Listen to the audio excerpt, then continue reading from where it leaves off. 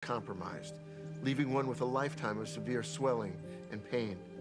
What we found out later is its severity might have been lessened or possibly even prevented if only we were better informed. That's why I'm urging anyone facing cancer treatment to get educated. Talk to your doctor. Make it part of your cancer conversation. And if you have LE, share your story. With patients and doctors working together, we can learn and live. Learn more at lymphaticnetwork.org. We are real sports talk. Sports 56 WHBQ. Available on your radio dial at 560 AM and 98.5 FM, as well as around the world online at sports56whbq.com. Take us with you everywhere by downloading the Sports 56 app. And at home, just say, Alexa, play Sports 56. Wherever you are, stay tuned in to real sports talk. Sports 56 and 98.5 FM.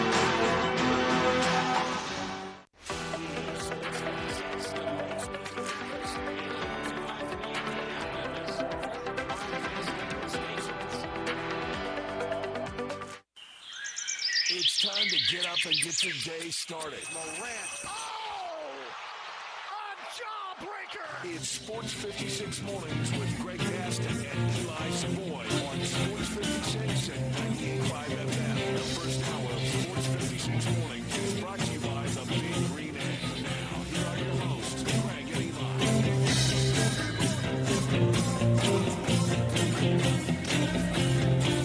It was a thriller last night. First game of Summer League going to overtime. And the Grizzlies come up short. Lots of good stuff from the game.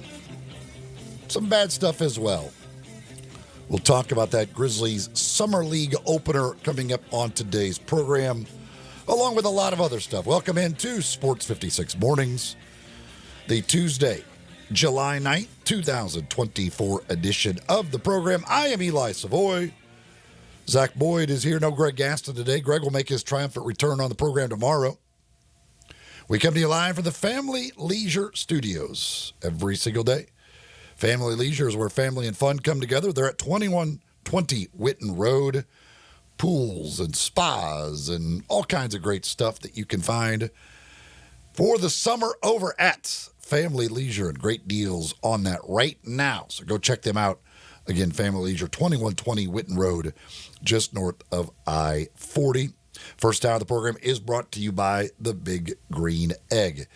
Coming up on today's program, a lot about last night's Grizzlies Summer League opener. The first time we got to see Zach Edey in a Grizzlies uniform. Obviously, the other rookies, Jalen Wells, Cam Spencer as well, G.G. Jackson and Jake LaRavia in action. Some good, some bad, as I said, and the Grizzlies end up falling in overtime at Utah. So we will get into that. Grizzlies also making it official with Cam Spencer. As expected, the 53rd pick of the draft gets a two-way deal with the Grizzlies, and that officially announced by the team yesterday that he will be on a two-way contract. So he, Scottie Pippen Jr., Trey Jemison, currently the two-way players for the Grizzlies, which they are allowed 3 of those. We also got news from Team USA on the basketball front. We got news from Team USA on the golf front that we will be getting into on today's program. A couple more entries into the Home Run Derby are known. Paul George speaking out about the negotiations he had with the Clippers before making the move to Philadelphia. We've got Humdinger's Trivia coming your way at 8:05 today, or just after 8 o'clock, your chance to win a $25 gift certificate to Humdinger's. Guest-wise, Connor O'Gara will be with us. Been a few weeks because Connor was scheduled to be with us last week, but because the holiday, he was traveling, he was not with us, so it's been a while. And Connor O'Gara, of course, from Saturday Down South, who normally joins us every other week, he's been doing his predictions for the playoff, counting them down. And he's all the way through the number 2 seed, only the number 1 seed left to go. And so we'll talk about his predictions for the playoffs, which, like many others, feature a couple of teams here from the area. He'll be at 7:25 or so. 8:05, Sean Coleman from Bluff City Media does a great job covering the Grizzlies. He'll join us. We'll talk about last night's game, talk about what moves might still be made, how he sees the fit of Zach Edey and company with this team. We'll talk with Sean Coleman coming up at 8:05. 9:05, Mickey Barker, our weekly segment on golf in the city of Memphis. Mickey will join us at 9:05. We are less than a month away from the reopening of Audubon Golf Course, which I know has a lot of people in town very excited to see that place. We'll be telling you about how you're going to be able to make those tee times, all of that stuff. They got the Junior Open going on over at Overton this week, so a lot of stuff to talk with Mickey about. Then at about 9:25, 9:30, Matt Infield from Action News 5. We'll talk a lot of things with Matt. We'll talk a little Grizzlies. We'll talk some Tigers football, some Tigers basketball. We'll talk a little bit of everything on the Memphis sports scene with Matt as he joins us coming up at 9:30 this morning. We are, throughout the day today, some more rain possibilities as the remnants of Tropical Storm Beryl continue to affect us. Although looking at it, the radar, it kind of looks like most of the stuff is staying to our west. Arkansas getting hit pretty hard, especially northwest Arkansas.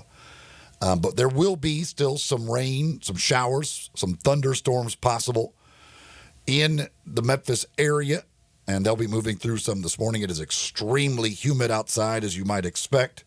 It is another very, very steamy start to the day as far as that is concerned.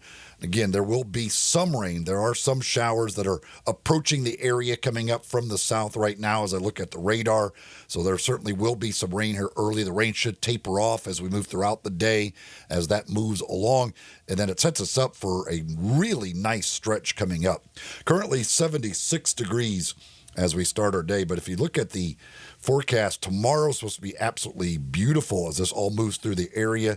Temperatures in the mid to upper 80s, and not much rain in the forecast after today for the next few days. It will start warming up, and by the weekend, back up into the 90s and to the mid 90s. But a few really nice days with not quite as hot temperatures coming our way over the next couple after this all moves through the area. So, again, dealing with some rain today, probably some wind, maybe even some severe type weather. Hopefully that misses us for the most part. And then after today, should be some beautiful weather on the horizon for us. Zach Boyd, did you stay up to watch the end of the doozy last night? I did. By the way, love the fact that they're using the G League's target score as overtime. I was wondering when they went to overtime, oh gosh, what rules are we using for overtime? Thank goodness they're using the G League rules. Although I was wondering for a while last night if that game was ever going to end because nobody could score there for a while. But I love that. I think the target score, as I've said it before, I would love to see that as the overtime at every level of basketball. I know it'll never happen. It would be just something that I would love to see.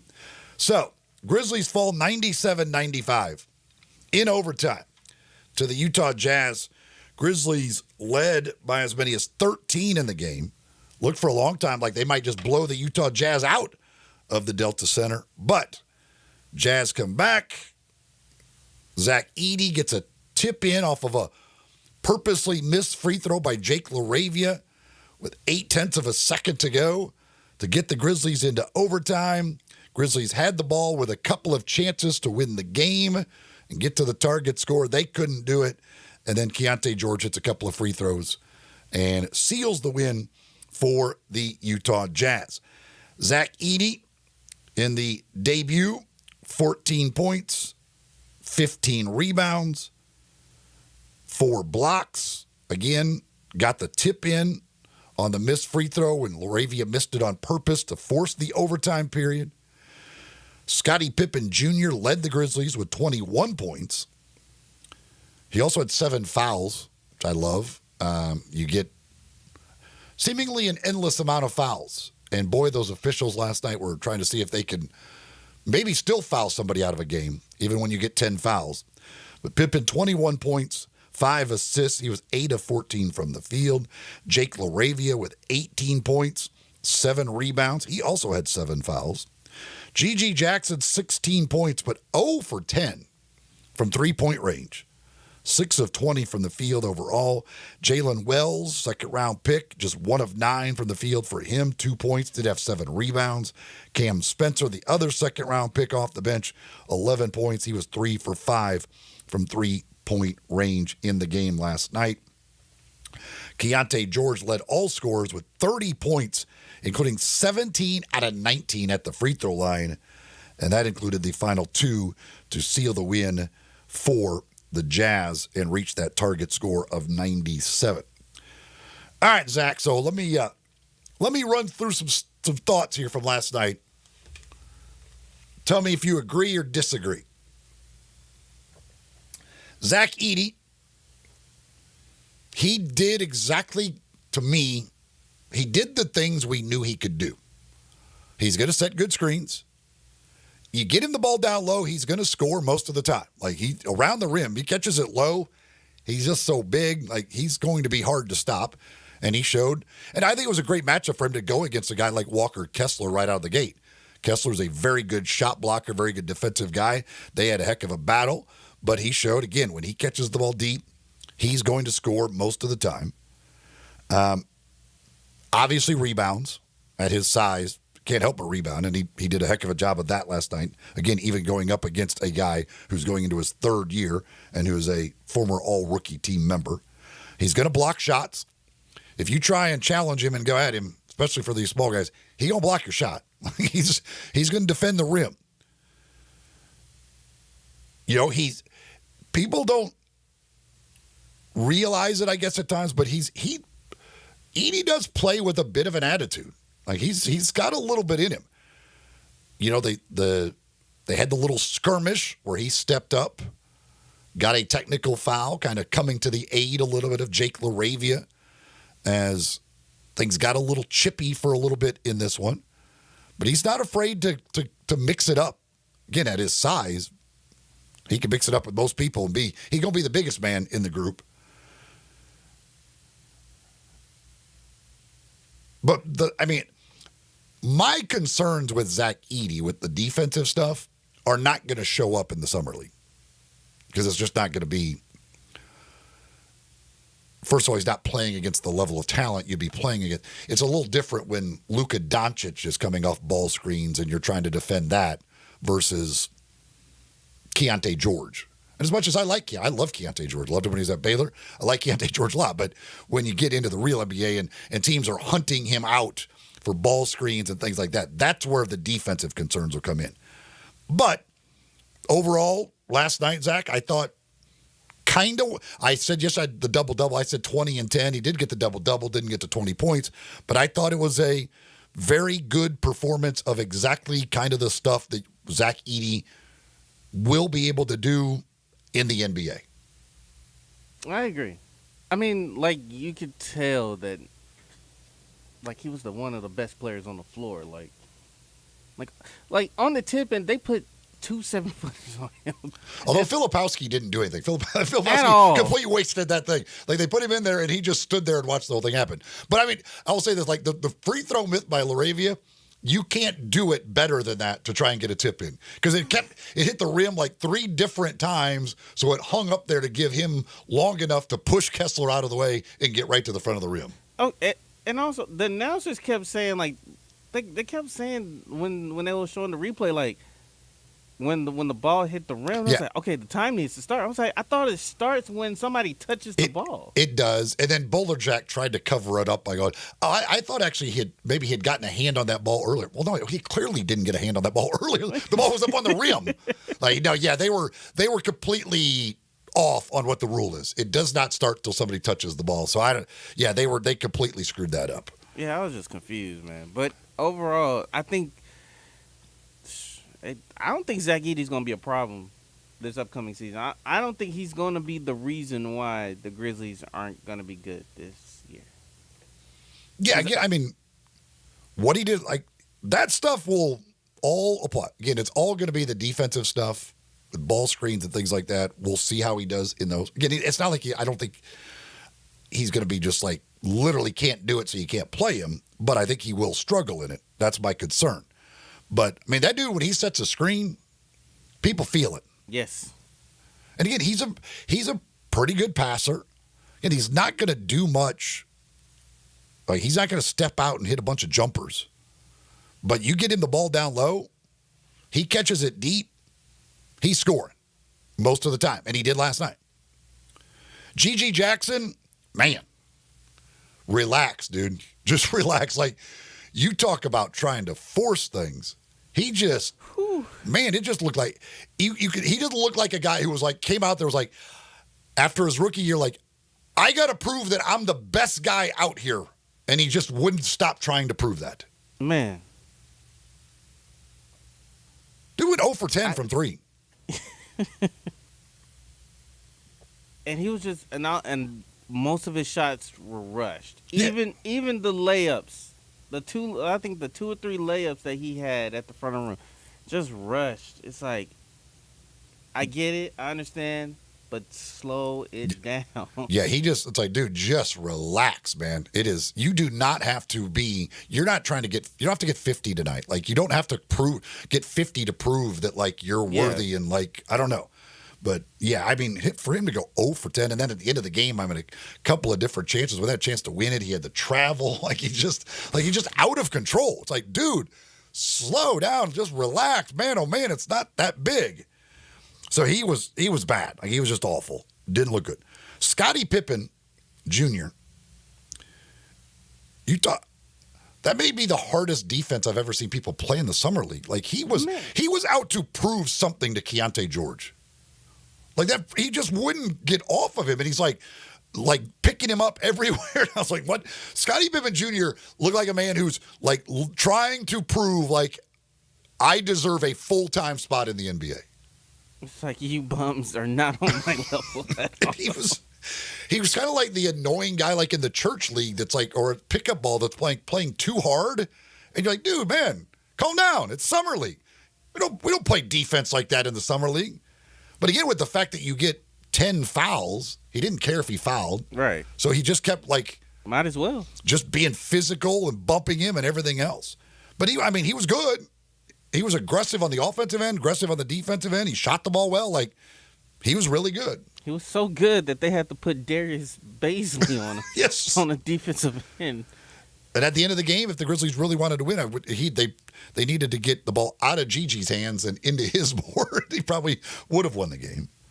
Jake LaRavia.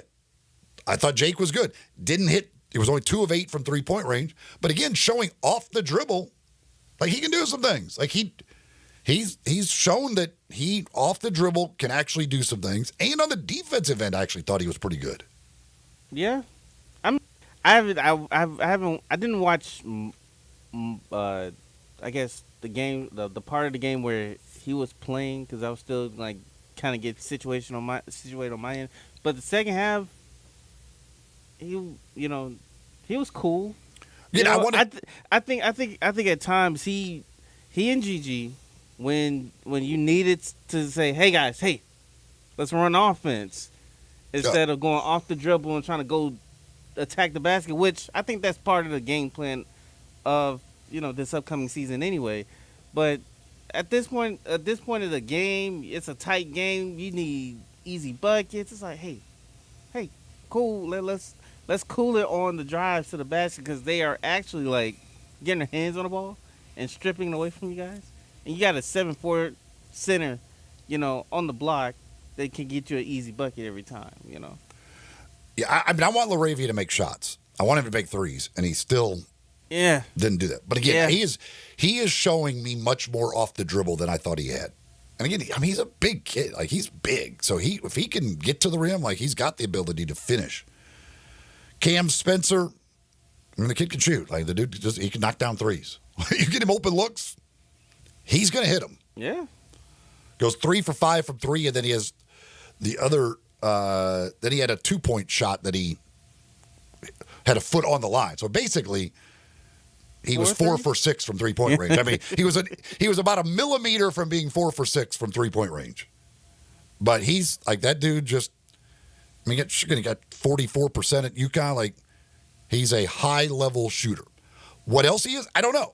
But as far as just spot up shooting, the dude can do it. Jalen Wells, it never happened for him last night. Like he just never really got it going in any way, shape, or form.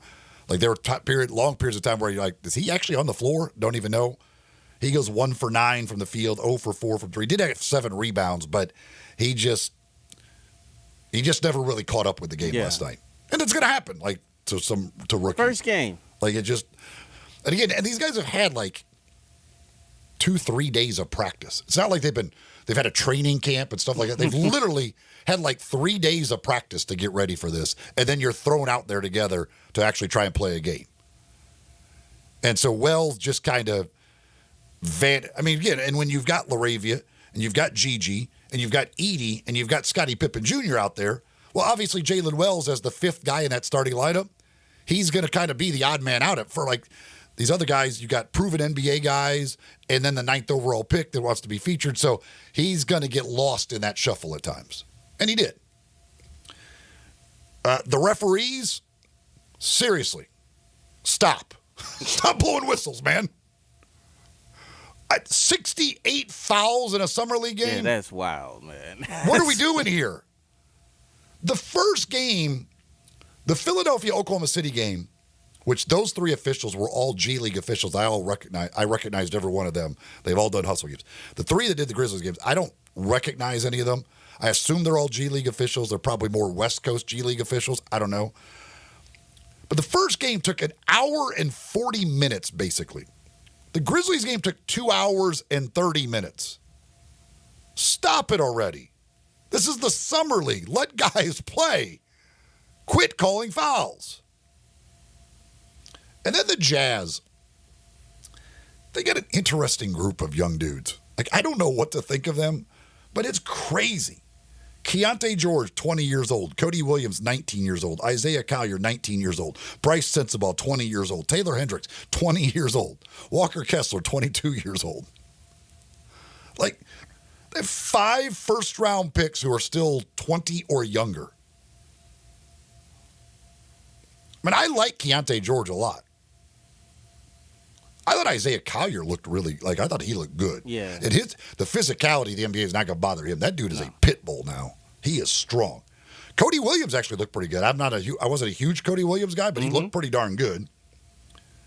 So I don't know what they are, but there's a lot of just raw, young talent that they have collected that if they end up molding it in the right way, could end up being pretty darn good. Yeah. Yeah. And I guess that's the beauty thing about being a team that's tanking for 2 seasons straight, because you could just accumulate talent and just see like who can stick and what players you need to trade to get more assets out of to add to this collection. Them and the Pistons are kind of like what Orlando was a couple years ago. Like you just keep bringing it in. Yeah. And then now, then you can just start sorting through it. You're just constantly sorting through it. All right, we like this guy. This guy works. This one doesn't. And then eventually you hope it all works out. In Orlando, they kind of put it together. They get to the playoffs. They might be on that way. Whether it's other teams, whether it happens for them or not. But man, oh man, I was just looking. I was like, my gosh, he's 20. He's 20. He's 19. He's 20. He's 20. Like, and they're all first round picks. Mm-hmm. So it's they're an interesting group, no doubt about it. But that's some thoughts on last night's, by the way, Summer League opener. Tonight, Grizzlies, game 2 of the Summer League. They take on the 76ers. 6 o'clock game. I'm assuming a lot of those guys not going to play tonight. Yeah. But, by the way, first of all, I hate the fact that we have to end the game on free throws. Like, that's... Well, that's just the target score thing. But it's still... I love the target score. The target score is fine. You can't change my mind on that. It's just, I got to hit 2 free throws to win the game? No, I need y'all to run a set. Like we're not calling, like, shooting fouls. Y'all just going to run. Y'all just going to have to take the ball out. Well, it was probably the most appropriate ending for that game ever was for it to end on free throws. And especially by Keontae George, Yes. who shot 19 of them by himself. I mean, it was, again, referees just, somebody remind them it's Summer League. Just, hey, it's Summer League. We don't have to call everything. Let some guys play a little bit. It's okay. Should you smack talk when you only make 5 out of 21 shots, but went to the free throw line 19 times? Hey, when you put up 30, you put up 30. And you won the game. He made 5 shots, but yet managed to get 30. That doesn't make sense to me. Again, I mean, nobody should be shooting 19 free throws in a Summer League game. That should never happen. I mean, they shot 39 free throws as a team in a Summer League game. Come on. Seriously. Give it up. Up next, we shift gears. We're going to talk some college football. Connor O'Gara from Saturday Down South. His playoff predictions. He's all the way down to number 1, which I believe he will put out today. Or maybe tomorrow. I don't know if his number 2 is today. Did he post that early this morning or not? But it's rather easy to figure out who his number 1 team will be. But he does have some area teams in his playoff projection like many others do. We'll talk with him next. Sports 56 Mornings. This hour brought to you by the Big Green Egg. Go to biggreenegg.com or Ace Hardware stores around town. Check out the Big Green Egg and all the egg accessories. Connor O'Gara next on Sports 56 and 98.5 FM.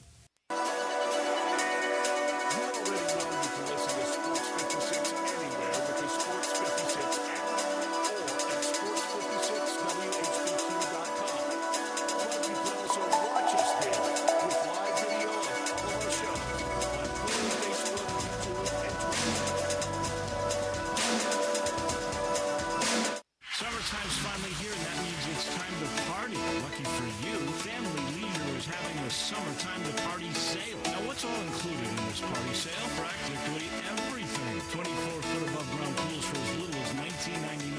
All ladders, filter systems, and even robotic cleaners are 20% off. Come in and look at all of the in-stock patio furniture Family Leisure has. Plus, it's up to 50% off. Play gyms for the kids, that's $1,000 off. Patio umbrellas, take 20% off. You can get a 4-person hot tub for just under $3,000.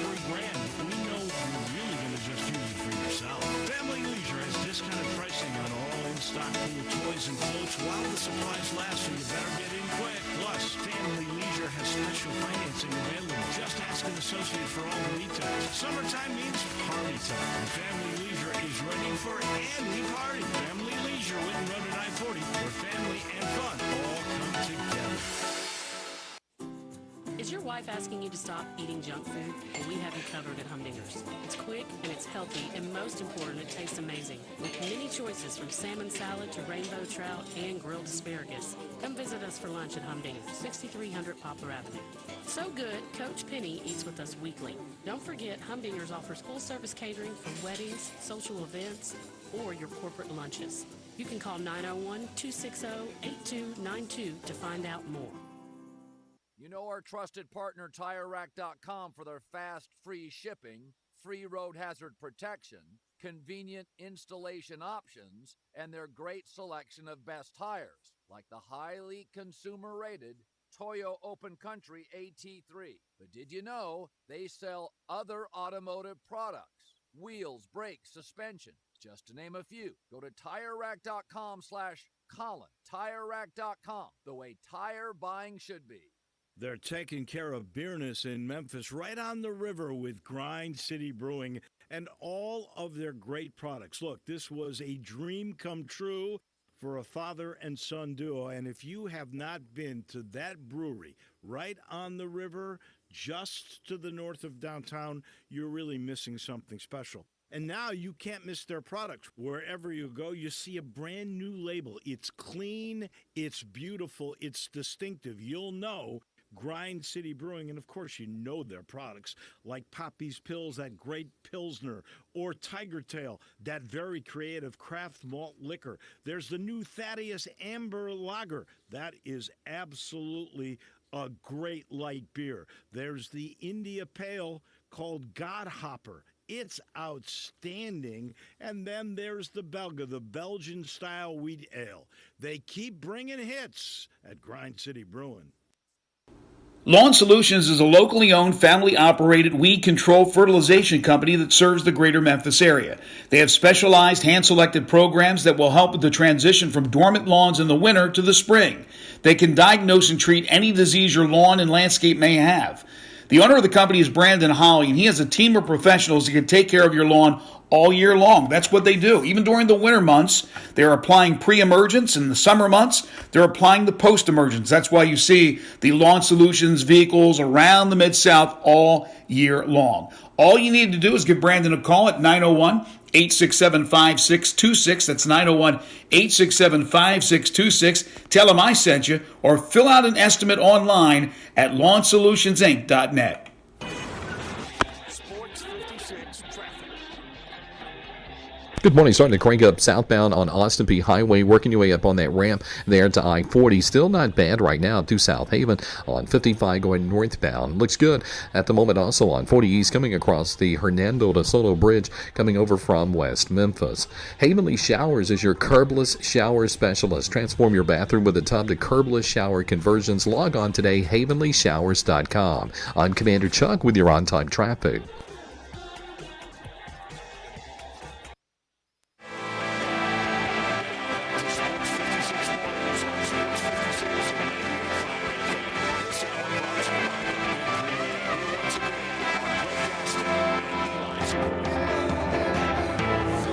Welcome back, 7:30 the time here in the Family Leisure Studios. Eli and Zach with you. No, Greg today. I'll be back on the program tomorrow. Some rain in the area. Some parts of town dealing with some rain right now. Again, that'll be moving through the area and hopefully clearing out later today. And then the next few days supposed to be absolutely spectacular. Highs today in the mid-80s. Should see some winds this afternoon as well after the rain moves through. Time now to talk some college football.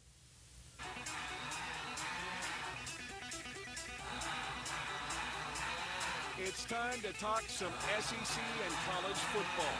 Joining Greg and Eli is Connor O'Gara from SaturdayDownSouth.com and SaturdayTradition.com. Here's Connor O'Gara with Greg and Eli. He is the senior national columnist for Saturday Down South. He hosts the Saturday Down South podcast as well. He is our buddy Connor O'Gara. Connor, what's happening? Not a whole lot. You know, I wish I could say I was traveling back from Europe after a nice long trip, but you know, some of us aren't that lucky and aren't that fortunate to get that time away, and you know, just having a little bit of downtime. That's yeah. Some people just have all the luck. I guess there is. Well, it's perfect timing for us to have you on because it would have been on last week, but the holiday, so we pushed it back this week. And I know I was just looking that you have. I couldn't remember if it was today or it was tomorrow when your number one seed in your playoff prediction was coming out, but it is. You have all of them now out there, and you, like many others, making people in this area very happy because you have a couple of area teams in there, including your number 12 seed, the Memphis Tigers, in your playoff projection. That makes there's a lot of people that are predicting that. It seems like there's a lot of pressure on the Memphis Tigers this year to live up to these expectations. As there should be. You know, when I was putting this together, I thought to myself, where can I make sure that I'm going to get the most airtime for these predictions, for these takes?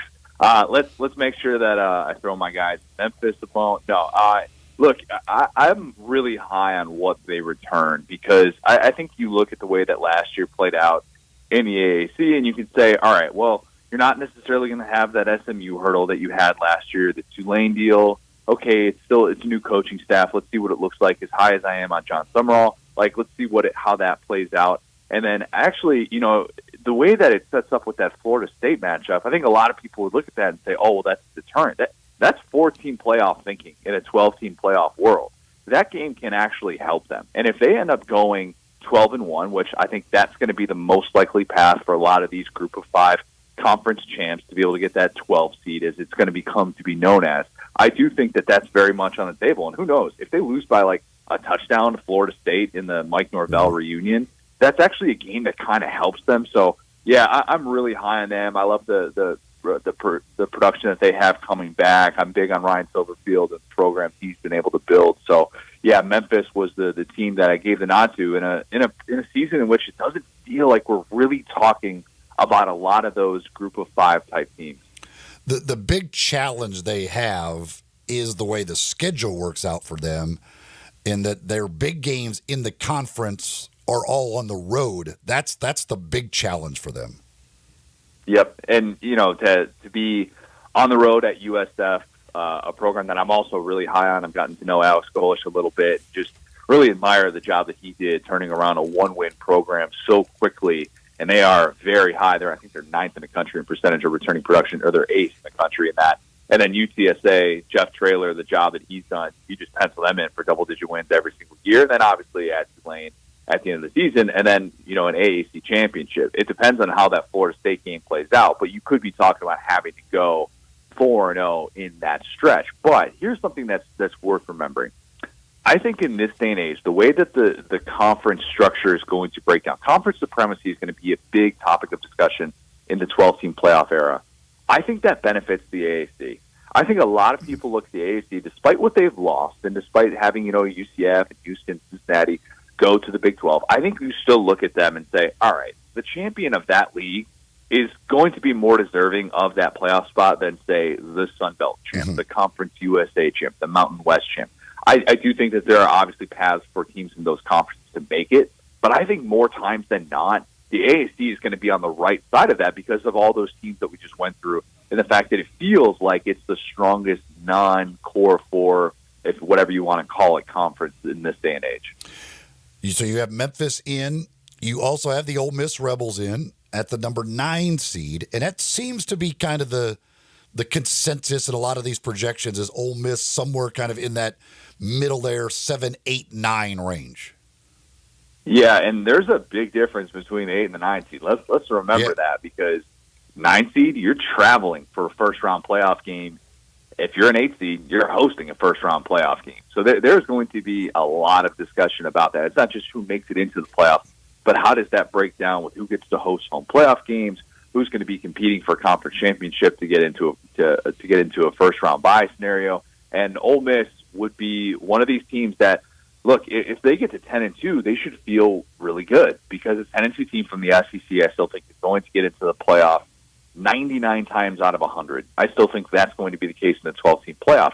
But the issue is, if they only go 10-2 with that schedule, with some of the lack of premier matchups, they're going to be at a disadvantage among the SEC teams. And if that means being ranked behind Alabama, who's been the arch nemesis now in a post-Nick Saban world, then that would be a really daunting reality to go into, because the way that it could break down, if you're in that 8-9 matchup, you got the 1 seed even if you win that game. So that's the tough part, I think, for Ole Miss. While this does feel like a group that should break through, and I love the additions on the defensive line. Lane is so excited about that position group, as he should be. That could make up the difference between Ole Miss and some of this premier competition. It's still a daunting road to think about. So if you're penciling in Ole Miss as a national championship contender, I'd say remember those things and remember how far teams like that are going to have to go if they ultimately don't get that first-round bye.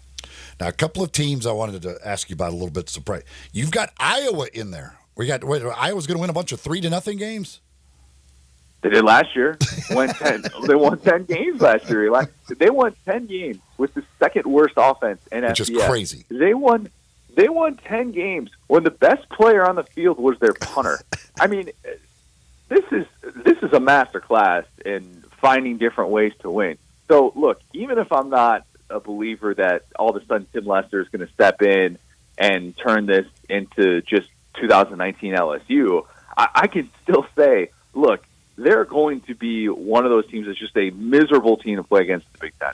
New version of the Big Ten, don't care. I think that their schedule sets up really well. They've got the tough game at Ohio State. But then you look at their schedule and the way that it breaks down, you're like, all right, those are all really winnable matchups for them. And for an Iowa team that, man, if they can just stay healthy at the quarterback position, if you could just get a full season of Cade McNamara, you're looking at this going, all right, you could still go 10-2. You could actually benefit from not playing in the Big Ten championship and still have a spot in the college football playoff, which, look, that would be kind of a repeat of last year when they went 10-2 in the regular season and ultimately didn't have a chance in the Big Ten championship, but still, that's the path for teams like Iowa. Talking with Connor O'Gara from Saturday Down South, talking about his projection of the playoff. Now, you have Oklahoma State winning the Big 12. It feels like most people have been going with Utah. You do have Utah in the playoff, but you have Oklahoma State as the Big 12 champion, getting that number 4 seed. Why do you like Oklahoma State over Utah? I think that we're probably overthinking Oklahoma State a little bit, and I've seen their regular season over-under go from 7.5 wins up to 8 wins. It's still kind of a tricky schedule, but here's the thing. If we told everyone in college football, hey, look, Oklahoma State went to the Big 12 championship last year. They've won 10 games.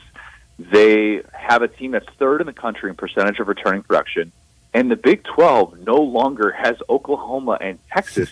Wouldn't we all be like, wait a minute, yeah, Oklahoma State, this is their conference to win? That would make a lot of sense. But instead, I think, even as somebody that's, look, I'm high on Utah. I still have Utah getting into the playoff, being that second team in from the Big 12.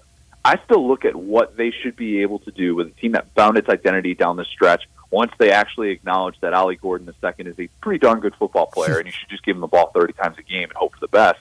Once they were able to figure that out, they became a different football team. And so I look at what they have coming in this year, and it's a daunting start to Big 12 play to be able to have Utah and in West Virginia. And that early season game against Arkansas is going to be tricky, too, because it's a Bobby Petrino offense against the pass defense that really struggled last year. But I still look at them and go, all right, well, they should be able to get to like 7-2 in Big 12 play, and that's all it takes. I'm not saying that they would be in a spot for an at-large bid, because for all I know, Oklahoma State, just like they did last year when they lost to South Alabama, they'll drop that game at Tulsa or something, and we'll be like, wow, how could Oklahoma State do that? But I do think that they're going to be in a position where they're just quietly sitting there, and then they end up winning the Big 12, and all of a sudden, we're going into Selection Sunday going, how in the world did Mike Gundy just get a first-round bye in the college football playoff? And it'll be, wow, I guess we kind of overthought Oklahoma State. And speaking of the Big 12 Media Days getting underway today as it is talking season. I was a little surprised that Ollie Gordon is going to be at Media Days with them. I thought they would protect him. He issued the apology for the DUI arrest, but I figured even as great as he is, they might try and protect him and not bring him to Media Days.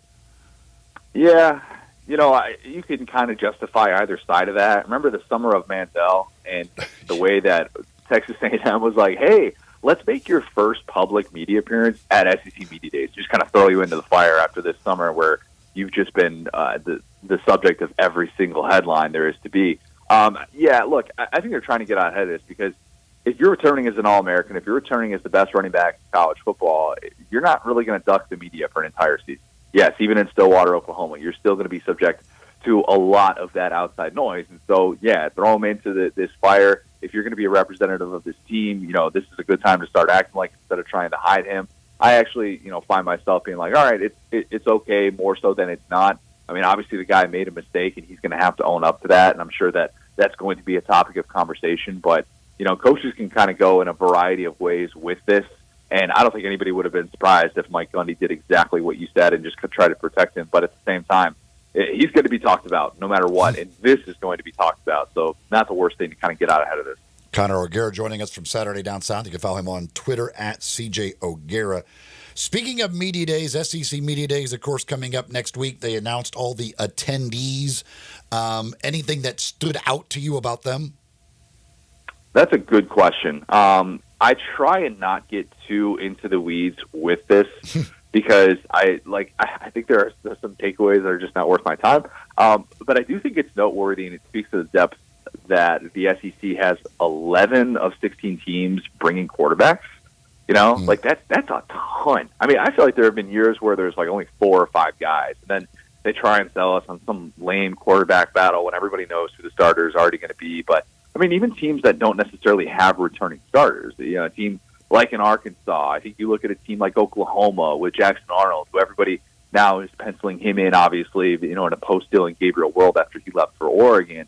And then you kind of look up and down the conference, you're like, all right, well, these guys are all established returning starters, and it makes sense why they were, in that position to bring quarterbacks. But that, to me, more so is kind of what stands out with this. I think that, even for those saying like, oh, Alabama's having a quarterback battle, it's Jalen Milroe versus Ty Simpson. Like, no, it's not. What are we talking about here? Jalen Milroe finished higher in the Heisman voting than any returning player in college football. anybody that's coming in with that take is clearly just not paying attention.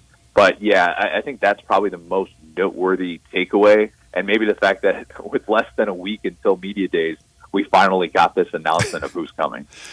Back to your playoff, Ohio State won over Georgia, who you have at number 2. Why Ohio State at 1 and not Georgia? Because I think Ohio State goes 13-0, and I think Georgia goes 12-1. That's really what it comes down to. I have Georgia winning a national championship. I have Georgia winning it all. I do not have Ohio State getting to the national championship. I actually am losing to Texas in the semifinals. I have Georgia and Texas playing 3 times this year, man.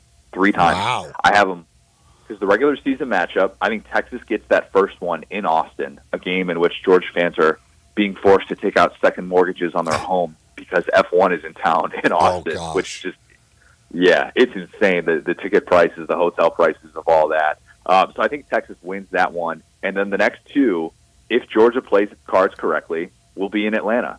They'll win the SEC championship at Mercedes-Benz, and they'll win the national championship at Mercedes-Benz in what should be a very pro-Georgia crowd in both instances.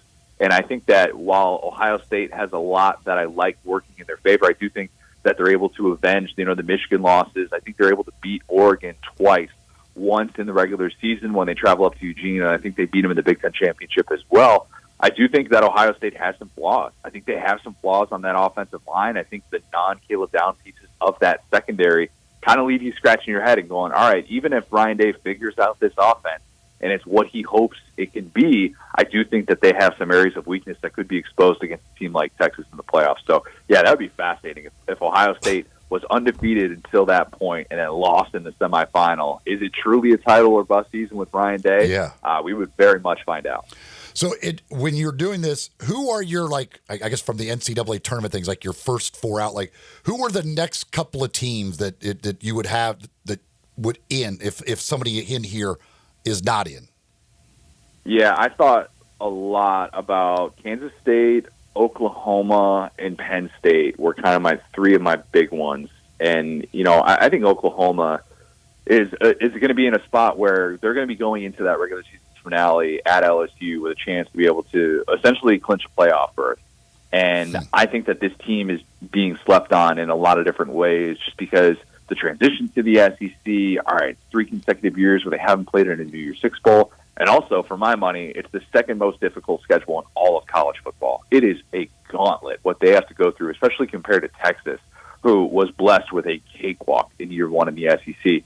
But I like Oklahoma a lot. I think their pass catchers are among the best in all of college football, especially with Deion Burks coming over from Purdue, a guy that's going to be a household name in SEC circles very, very soon here. And then it's a year 3 Brent Venables defense that returns a couple of All-Americans with Stutzman, with Bowman on the back end. And I'm just like, are we overthinking Oklahoma? Are we trying to process what's going to be like in the SEC? And is it because we feel better about Texas that we have to kind of say, well, Oklahoma's just nowhere close to that? I think they're going to be able to play with almost anybody they step on the field with. And I think those who are sleeping on Oklahoma in year 1 in the SEC are going to be in for a surprise. So, yeah, I have Oklahoma and Texas going to combine 21-3 in the regular season before conference championship weekend. So you have Oklahoma ahead of Missouri, which obviously a lot of people like Missouri.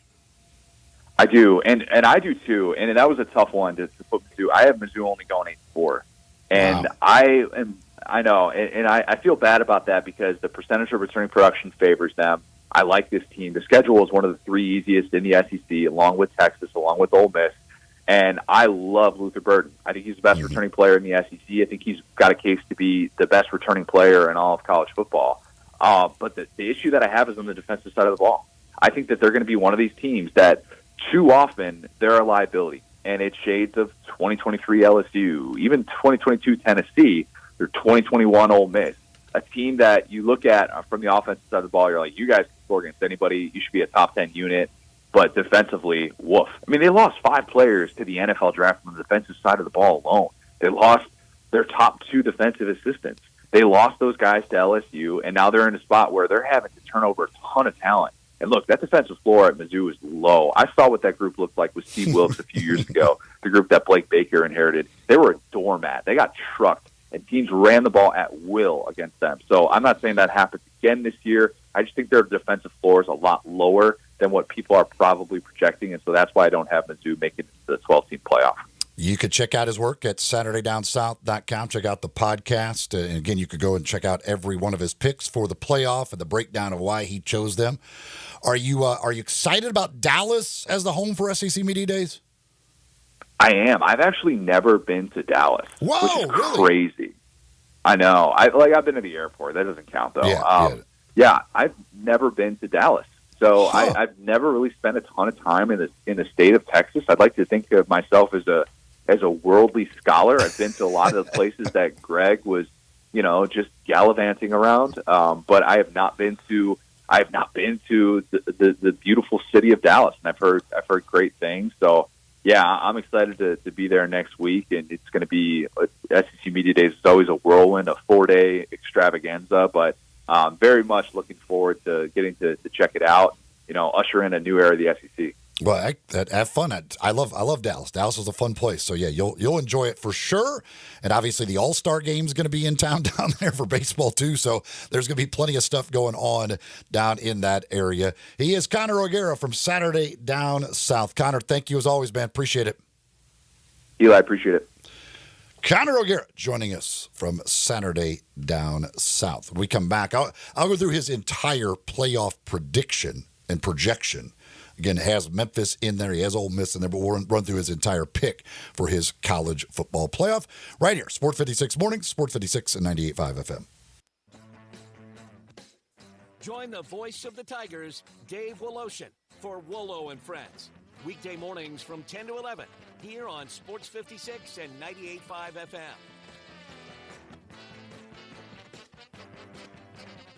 Looking for sports in all the wrong places? Try the Owner's Box Sports Bar and Grill in Lakeland Town Square. Fun, friendly, exciting, and comfortable with wall-to-wall TVs for all your favorite games, 24 taps for all your favorite beers, including NA and local craft beers, and an in-front-of-the-wall full bar for all your other favorite beverages, including a full wine list. Add in an upscale menu, patio seating, daily specials, and events, and you found all your sports in the one right place. The Owner's Box Sports Bar and Grill in Lakeland Town Square, Highway 70. Get in the zone, AutoZone. Welcome to AutoZone. What are you working on today? You've got an oil change coming up. You can go farther and save on full synthetic with our oil change special. Right now, you can get 5 quarts of STP full synthetic oil with an STP extended life oil filter for just $29.99. Get the parts you need when you need them at AutoZone or AutoZone.com. Get in the zone, AutoZone. Restrictions apply. Hi, I'm April Rose, and we all know about the speed of sound. But have you ever thought about the sounds of speeding? If you drive over the speed limit, there are lots of sounds that you might hear. You could hear the sound of your vehicle crashing, the sound of first responders desperately trying to save you. You could even hear the sound of people crying at a funeral. Because if you drive over the speed limit, you could do damage that's beyond repair. One way or another, speeding catches up with you. Paid for by NHTSA. Small business owners, we know finishing your to-do list can feel like rowing upstream. But it's a river, a whitewater river, and the only paddles you have are pool noodles. Then when a new to-do pops up, you're like, nope, I'm already rowing upstream with these pool noodle paddles. At Progressive, we don't want to make your day any harder. That's why we make it easy to get personalized discounts with a commercial auto insurance quote online, so your to-do list is smooth sailing. See if you can save on commercial auto insurance in as little as 7 minutes at ProgressiveCommercial.com. Progressive Casualty Insurance Company and affiliates. Coverages and discounts not available in all states and subject to policy terms and underwriting. Now back to Sports 56 Morning on Sports 56 and 98.5 FM. This hour brought to you by the Big Green Egg. Here once again are Greg Gaston and Eli Savoy. So Connor's full projections for his playoff mentioned number 1, he has Ohio State, number 2, Georgia, number 3, Florida State, and number 4, Oklahoma State. So those would be the 4 first-round buys. Then he has Texas at 5, Oregon at 6, Notre Dame at 7, Alabama at 8, then Ole Miss at 9, Iowa 10, Utah 11, and Memphis at 12. So in his projections, Memphis would travel to Texas in the first round, and that's the same as Bruce Feldman from The Athletic and Fox Sports, who we had on last week. That's the exact same projection he has, is Memphis at 12 and Texas at 5, so that first-round matchup. And then his matchup for Ole Miss, they would be traveling to Tuscaloosa So Lane Kiffin back to Tuscaloosa for a battle with Alabama in the first round of the playoffs if Connor's projections hold true. So those will be two pretty darn Memphis at Texas, Ole Miss at Alabama. Those will be some pretty interesting first-round games in the new expanded playoff. That is for sure. Again, Big 12 Media Days get underway today. They'll go today and tomorrow in Las Vegas. SEC Media Days is next week. Brett Norsworthy will be down there. We'll have full coverage from Dallas of SEC Media Days. Again, that's going to be a busy week next week down in that area. The Major League Baseball All-Star Game will be, of course, in Arlington, and you've got the SEC Media Days going on down there in Dallas, so it's going to be a crazy time down in that area next week. But Brett Norsworthy will be down there with the coverage from SEC Media Days. Folks, if you're thinking about getting engaged, one place you need to know, that would be Genesis Diamonds. Poplar and Perkins Extended is where you'll find them, and that's where you're going to find an unbelievable selection of designer rings from the top designers. There's about 10 premier bridal designers that the women know about, and they are the top of the line when it comes to engagement rings. Names like Tacori and Viraggio. And a lot of those can be hard to find. But not when you go to Genesis Diamonds, because they've got them. A lot of jewelry stores want to carry them, but very few can make that cut. And Genesis Diamonds is one of them that makes the cut, meets those high standards that is necessary to carry those top designers. So go check them out at Genesis Diamonds. Check out those beautiful designer rings. Check out the amazing selection of diamonds that they have. Absolutely out of this world. And then the pricing. Direct importer pricing. They take out the middleman. Plus service. They're there to educate you, help you become a smarter jewelry shopper. Not there to pressure you into buying something more expensive because they're not working on commission. So they're not there to try and get you to buy that real expensive thing so they make more money. They're just there to educate you and help you pick out a perfect piece of jewelry. Whether it be an engagement ring or anything, they're there to help you pick out that perfect piece of jewelry at Genesis Diamonds, Poplar, and Perkins Extended. Coming up to kick off hour number 2, Sean Coleman will join us. We'll talk some more Grizzlies after the Summer League debut last night, losing to Utah in overtime. 97-95 was the final in that one. Coming up in hour number 3 today, Mickey Barker talking golf as we do each and every week. Matt Infield from Action News 5 talking a little bit about everything on the Memphis sports scene. We did have another edition. I mentioned the All-Star Game going to be in Arlington next week. Couple more additions to the Home Run Derby on Monday night. Bobby Witt Jr. of Kansas City, Marcel Ozuna of Atlanta now are going to be confirmed part of that. They join Alec Baum, Gunnar Henderson, and Pete Alonso. So we know 5 of the 8 guys who will be participating in Monday night's Home Run Derby down in Arlington. Coming up in hour number 2 against Sean Coleman, but first we will have Humdinger's Trivia to kick off the hour. Chance for you to win a $25 gift certificate to Humdingers as we start hour number 2 right after this. Sports 56 Mornings here on Sports 56 and 98.5 FM.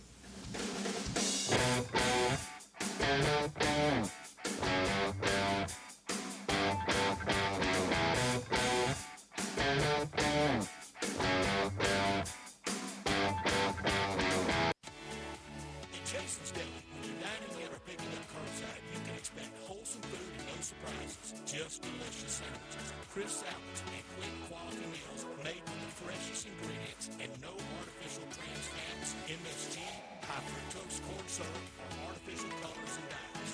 Around here, a lot of thought goes into what we put into our food and what we take out of it. Because you're not just taking a bite, you're getting a taste of who we are.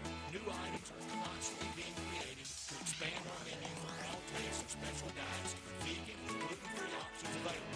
Convenience and on-time delivery you can count on. It's just a click away at jasonsdeli.com. So whether you need to feed 5 people or 5,000, the team at Jason's Deli, they have the credentials and the commitment to keep you satisfied.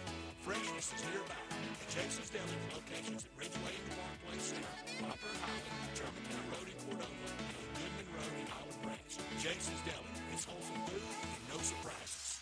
Getting quality employees to fill positions in your company is essential, but finding those people can be a major hassle unless you use ZipRecruiter. ZipRecruiter makes finding quality people a breeze. ZipRecruiter's advanced technology identifies candidates with the right skills, sends you great matches, then you can easily invite them to apply. 4 out of 5 employers who post on ZipRecruiter get a quality candidate within the first day. See for yourself. Go to ZipRecruiter.com/free to try ZipRecruiter for free. That's ZipRecruiter.com/free. Home ownership. At Progressive, we know it's part of the American dream. It's the land of the free and the home of student drivers, ready to back into your new friends at any given time. It's firing up around the murders and dogs in their rusty grill with a funky gas line and a golf ship tool shed in footings. It's also around the clock protection when you bundle your home and auto with Progressive, which can help keep the American dream of home ownership alive and kicking.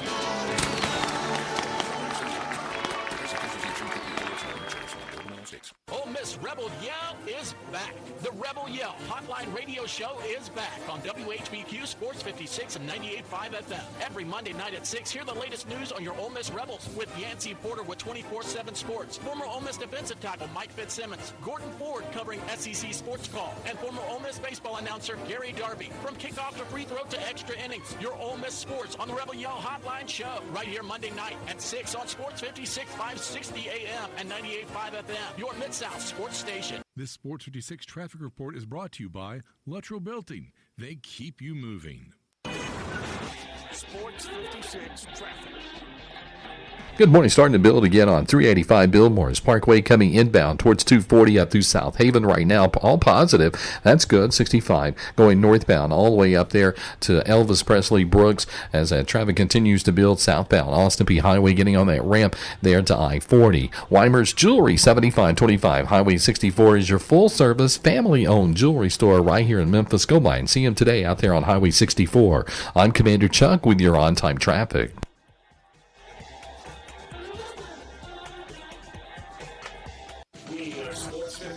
WHBQ Memphis and W253DF Memphis, Flynn Broadcasting Stations.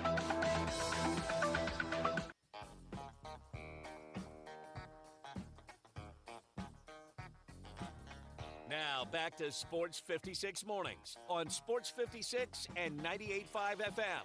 This hour is brought to you by James Gaddis Jewelers. Don't you just love it? Here once again, Greg Gaston and Eli Savoy. The second hour of Sports 56 Mornings is brought to you each and every day by James Gaddis Jewelers. 4900 Poplar between Mendenhall and St. Nick, and on the web at GaddisJewelers.com.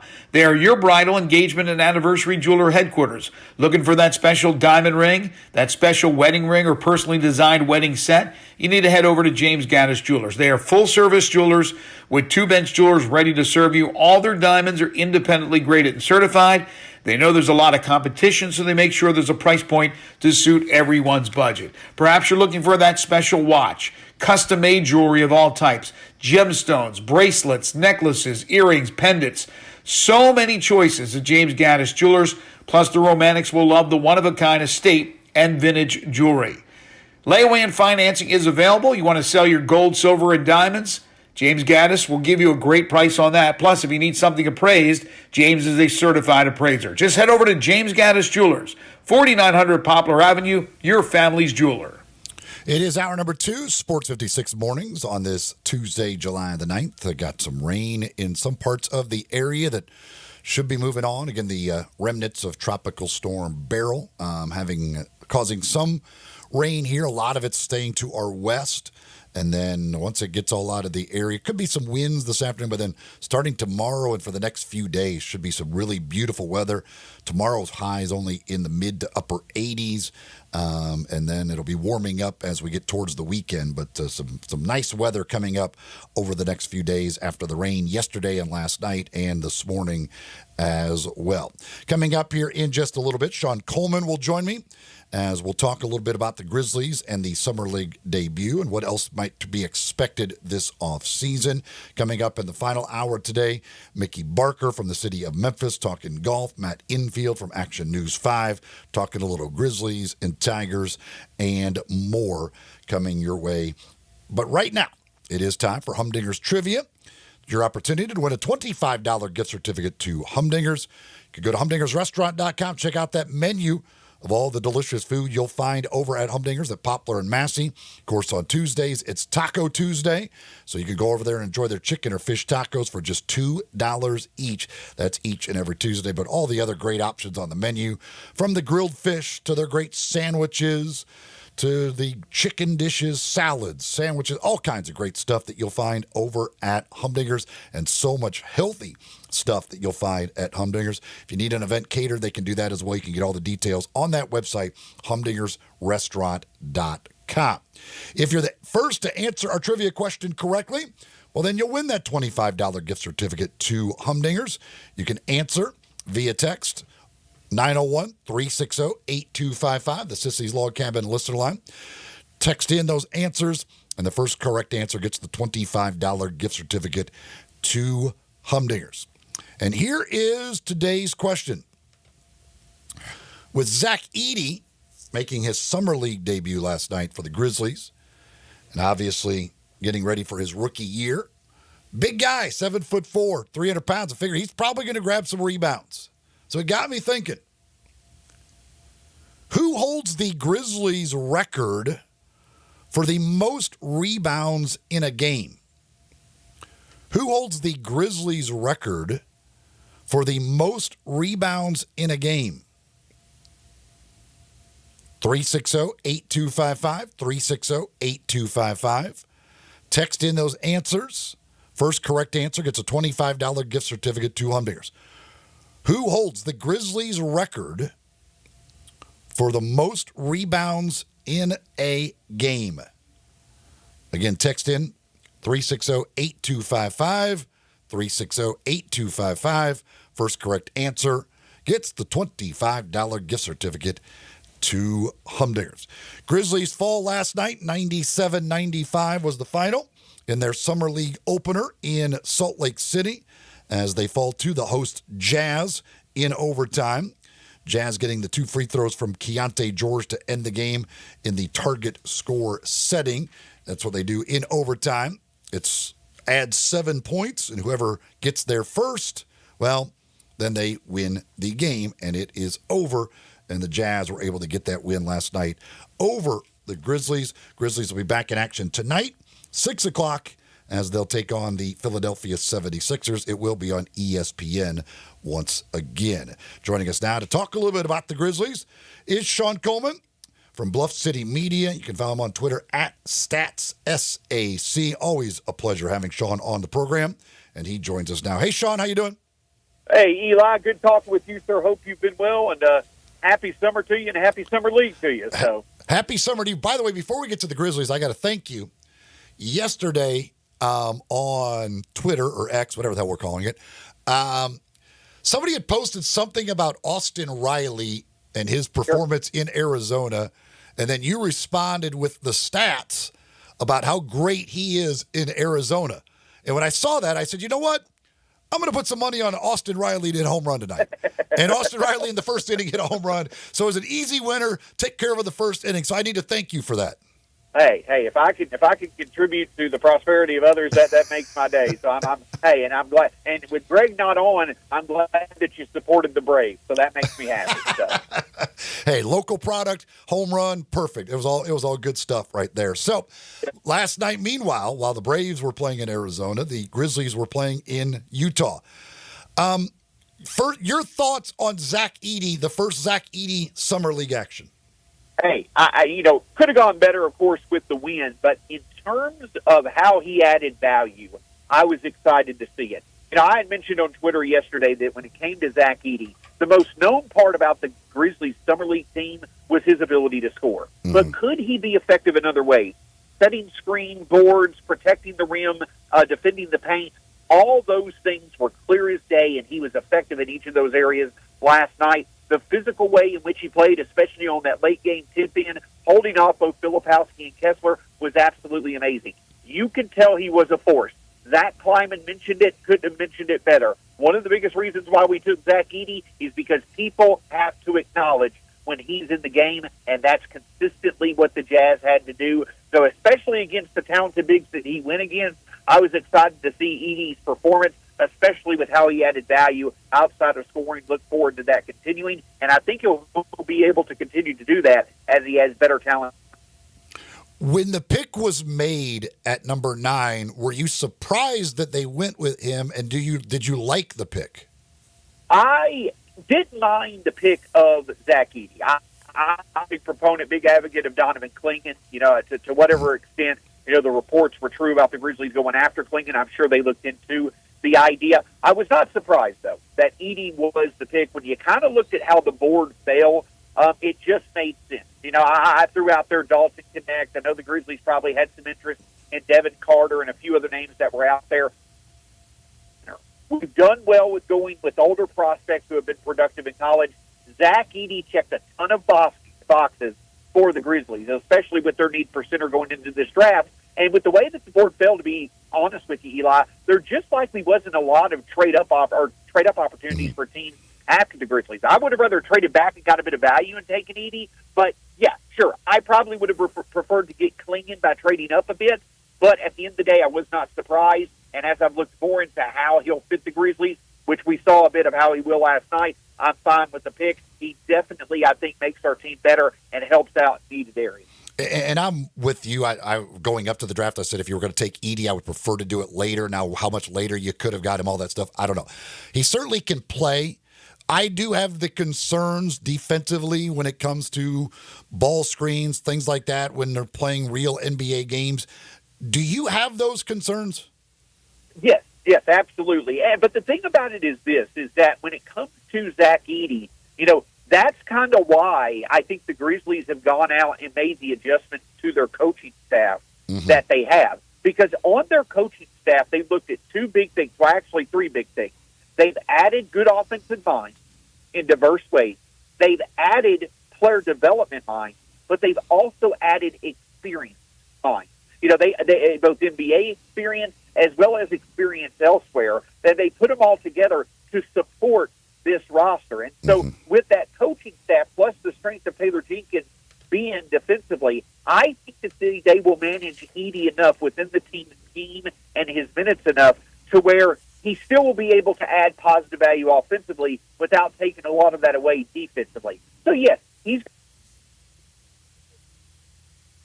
lost in the defensive shuffle because it is hard for him to defend on the perimeter. That's just natural with how big he is, but I think that he's in the right setting in Memphis to where they'll be able to certainly minimize, those weaknesses and maximize his strengths of keeping him in the paint, deterring shots, and getting defensive rebounds. We saw G.G. Jackson struggle last night, and he just looked forced, like he was trying to force everything. He goes 0 for 10 from 3. Jake LaRavia just 2 for 8 from 3, but I thought LaRavia did some good things. Jalen Wells, the second-round pick, he never got anything going last night. Of course, you still got Zaire and company. How do you expect the wings to get sorted out during this offseason?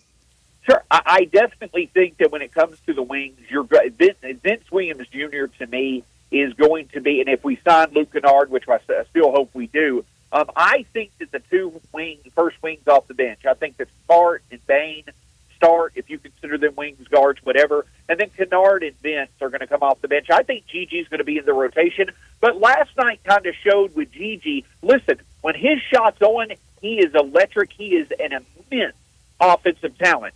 But I'm not necessarily concerned about all the missed shots. I just think with Gigi, what you want to see is maybe passing up a few of those shots that were forced to try to make some good decisions with playmaking and look for a better shot by making the right pass. That's what I hope to see from Gigi. Jake, I don't think is going to be in the rotation, but Jake, to me, seems to be a good end-of-the-rotation guy that can step up when injuries occur. You definitely see the process and confidence of Jake at a much higher level going into this season than it has in the previous two seasons, and I think that's a positive. So not overly concerned by Gigi, Jalen, or Jake's play, from last night. It's only one game, but with Gigi and Jalen in particular, would certainly like for them to show better thought process on if the shot's not there, make a smart play to try to get a better shot. What do you expect? As you mentioned, I guess they'll still bring Kennard back. There's not any other conversation about him going anywhere else. It seems like everybody believes that, yes, he is going to be back with the Grizzlies. What other moves do you expect this offseason? Yeah, I think Kennard is probably going to be the move that's going to happen. I think that's the one move you can expect. I wouldn't be surprised if Memphis was, at least attempting or trying to find a way to potentially, move on from Zaire Williams. Mm-hmm. They do have too many wings on the roster. They probably would like to move maybe one or two of them. And if you trade them, I honestly would love to go get, a fifth big, a veteran, not necessarily a veteran, but, a big who's good in his, bench role, like a Nick Richards from Charlotte, for instance. Could you see, adding an asset to Zaire and going to get Nick Richards from Charlotte? Maybe that works. Or if the Grizzlies want to dump Zaire, maybe to Detroit, who said they could take on bad contracts and they free up a roster spot. Do you go get a Nick Richards in a trade? Do you maybe sign another veteran big? There's a few intriguing veteran bigs that are still out there to sign. So I don't necessarily think there's a big move out there. I'd love to go get another big wing, a veteran big wing, as insurance if Vince and Gigi don't work out at the start of the season. But I think Kennard, you certainly can put good money on him time with the Grizzlies, and they may figure out a way to get another veteran bench big as well.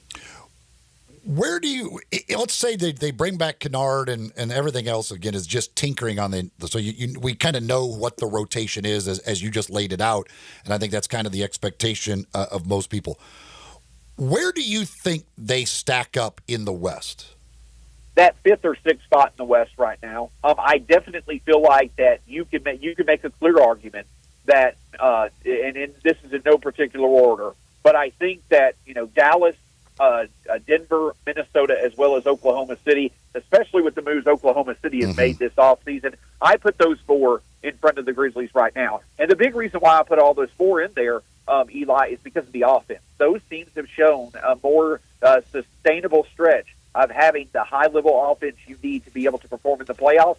That's been a question for the Grizzlies consistently, in the Jenkins era. So I would put those four teams above the Grizzlies. I would put the Grizzlies comfortably fifth right now in the West if health can be there. I think the Grizzlies have a very good shot at being in that top six next year, but I'd probably put them fifth right now in the West. You mentioned that offense, and you mentioned the new coaches. Do you believe in the addition of this Isolo, I don't know how to pronounce his name for sure, that this offensive genius can come in and have a big impact on their offense?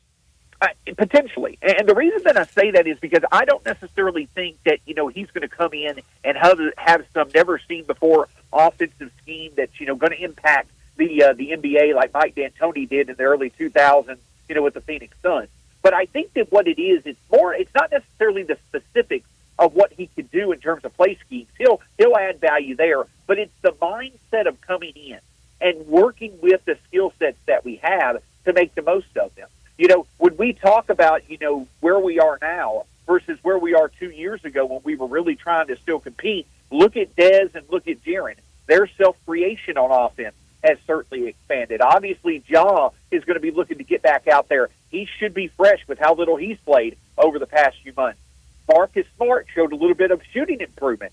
What can he do? I think when it comes to Isolo, it's more about what he's been able to show as being a creative offensive mind and adapt to the talents that he has to work with. Then it's him bringing some revolutionary new offensive scheme to the NBA. And I think that creative offensive mind is something that's really going to complement Taylor Jenkins' defensive prowess and put them together to be one of the top duos in the league when it comes from a coaching perspective that should make our offense more consistent, especially in the half court. Sean Coleman joining us from Bluff City Media on Twitter at StatsSAC. You mentioned Marcus Smart. There was a lot of conversation around the draft, other things about, hey, could the Grizzlies maybe ship Marcus Smart off as a way to save some money as they battle with the cap and luxury tax? We didn't get to see hardly any of it last year. Do you believe still that Marcus Smart is a good fit with the Grizzlies? I think that he is a good fit in terms of what they want to do to win basketball games with this current roster. Well thought out answer. And what I mean by that is that with Marcus Smart and Jaren Jackson Jr. on the court together, Eli, the closest aspect of this team to being title worthy is our defense when those two are on the court. It becomes even better when Vince is on the court. But in terms of this team, they need to improve their offense. They also could get bigger. And so in terms of the current way this roster is constructed, I think featuring Marcus Smart definitely puts them at their ceiling. But could you eventually see Marcus Smart used in a trade to go get a bigger talent who has more value as an offensive creator, an offensive shot maker? Could that type of player elevate our ceiling a bit more than Marcus Smart? I do think so. So, yes, I think Marcus Smart is very valuable to this team, and I think how they want to win right now, him being featured is what matters. But ultimately, as time goes on, do I think that a bigger player who's a bit more offensively, valuable, does that type of player complement the core better? I do think so. So fine with Smart now. Definitely hope he has success and think he will. But in time, especially with his contract being expiring next summer, I could see him being a trade piece in the right scenario to bring in that type of offensive talent. How do you see the backup point guard minutes kind of working? I think 40-plus minutes a night, you're going to see Ja, Bain, or Smart play that position. I also think Vince showed last year for a few minutes in each game, he can hold that stretch. I'm a fan of Scottie Pippen Jr. You can see Scottie Pippen Jr. make a difference in terms of being his scoring prowess, his ability to create events on defense. I think that he is a valuable player who eventually could be a backup point guard for this team. But the reason why Memphis moved on from Tyus Jones is because they wanted that backup point guard position to be taken care of by players who can add value in other ways. So I think that when John Morant is out of the game, you're likely going to see Bain or Smart, especially Smart, run the backup point guard minutes. So I think it's going to be some combination of Smart, Bain, and Vince Williams who are going to take care of that backup point guard position when Ja is out or if he sits out due to injury or rest or something. So you think at this point, basically, Derrick Rose is just on the roster as a ceremonial piece? Yes. Now, he's still, and forgive me for forgetting Derrick Rose's name, but the reason I did is I just don't think he's going to be a part of the rotation. I certainly think Rose has value in terms of, what he being that NBA veteran and, really focused on helping younger players get the right mindset. I think he's going to add value in that way. And I think that he may get 5 to 10 minutes a night, but I just think last year showed as the flashes of Derrick Rose can be there at times. But no, I just do not think that he's going to be a consistent 15 to 20 minute a night player. You're going to see Smart, Bain, and Vince take those minutes. He is Sean Coleman, Bluff City Media. By the way, on your Braves, what do you expect from them at the trade deadline? They're going to go get an outfielder. Eddie Rosario was a nice addition. He struggled all year in Washington, but he definitely seems to love the Braves, and he had a good first game last night. So I think, can help us kind of navigate the next few weeks. But we need to go get an outfielder. I think we'll get a reliever as well. But we've got to find a source that can produce against right-handed pitching and get on base. If we can do that, I think we've got the pitching to still certainly be, in the conversation to represent the National League of the World Series. But our offense is going to have to get a lot more consistent. So outfield help that can hit, I think, is what we're going to look for. For you Grizzlies fans, for you Braves fans, for everybody, he's a great follow on Twitter at StatsSAC. Sean Coleman joining us on the program. Sean, thank you so much. As always, man, we appreciate it.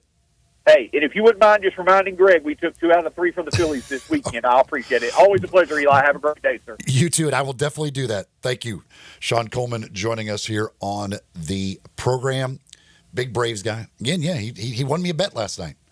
I saw it on Twitter. He said, Austin Riley is amazing hitting in Arizona. I put some money on Austin Riley. He also said Eddie Rosario also hits great in Arizona. I did not put any money on Rosario to do anything last night. But I might be putting some more on him today. Who knows? Try and stay hot. See if Austin Riley can continue his hot ways in Arizona. Although I think Zach Gallen is going for the Diamondbacks tonight. So it might be a little more difficult. They had a dude making his major league debut last night going for Arizona. Made it a little bit easier to show that confidence and make that decision. Speaking of making good decisions, if you've got a move coming up, the right decision to make is not to do it yourself, not to ask your friends to help you. It's to get professionals to do that stuff for you. Black Tie Moving. That is the correct way to go.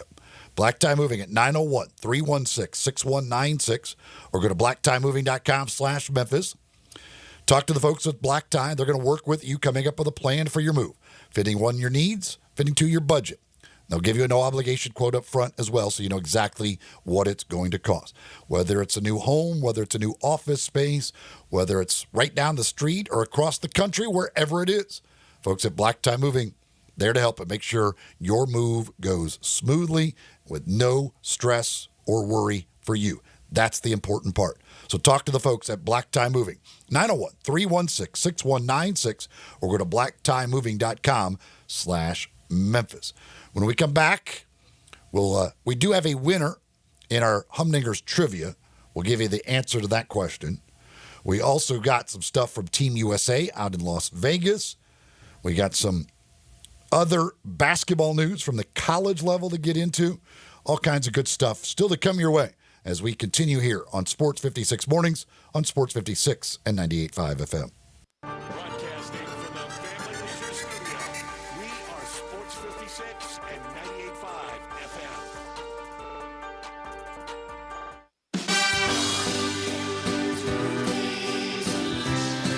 If you have damage to your home and have your insurance carrier involved, you need a great contractor. You also need a team that has seen claims of all shapes and sizes, residential or commercial. After our inspection, we'll share our findings and give you our professional opinion. Some people say you get what you pay for.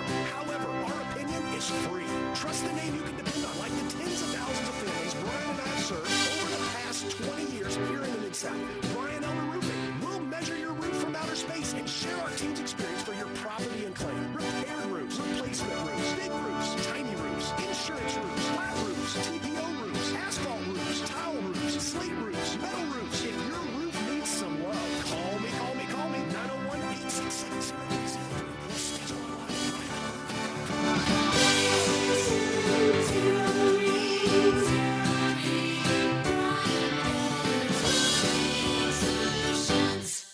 This summer, click into easier yard cleanup with same-day delivery from the Home Depot. Into clearing overgrown grass or weeds with effortless gas-like power. And click into the convenience of a battery platform compatible with over 250 tools with the Milwaukee M18 steel trimmer, now for just $199. Listen to power for July savings now at the Home Depot. How doers get more done. Orders like the sun at When you've got real work to do, Metal Supermarkets will help you get it done fast. With a huge variety of metals in stock, we can help no matter what job comes your way. And all it takes is a few clicks. We make buying metal online easy, so you can spend less time shopping and more time getting things done. Metal Supermarkets, the convenient stores for metal. Place an order online today at metalsupermarkets.com. For retro cruiser styling packed with modern innovations, riders of all skill levels choose a Honda Rebel. Incredible motorcycles with a stripped-down style and a full package of features. Both the 300 and the 500 offer compact power inside a lightweight frame. Combined with a low slim seat, the Rebel is easy to start on. And with new colors for this year, they are impossible to ignore. Go to Desato Honda to check out the 2023 Honda Rebels. Cruisers with premium style and performance to enjoy every second. Never use this street as a racetrack with a long with your own driving. Around here at Wrangler, we are all excited for spring. The longer days, the warmer nights. When you've got your pick of shorts and jeans, either works just fine. Blue skies, open roads. Wrangler, for the ride of life. Sports 56 traffic. Good morning. Trying to wrap up the paperwork on this crash up against a wall on 55 northbound at Shelby. You got all that traffic coming up through that area from DeSoto County and South Haven, arriving here into South Memphis. This rain not helping rush hour traffic. Give yourself extra time. It's gotten even heavier with that volume on 40 West coming past Sycamore View Road. Havenly Showers, your curbless shower specialist. Transform your bathroom with a tub to curbless shower conversions. Check out havenlyshowers.com. I'm Commander Chuck with your on-time traffic.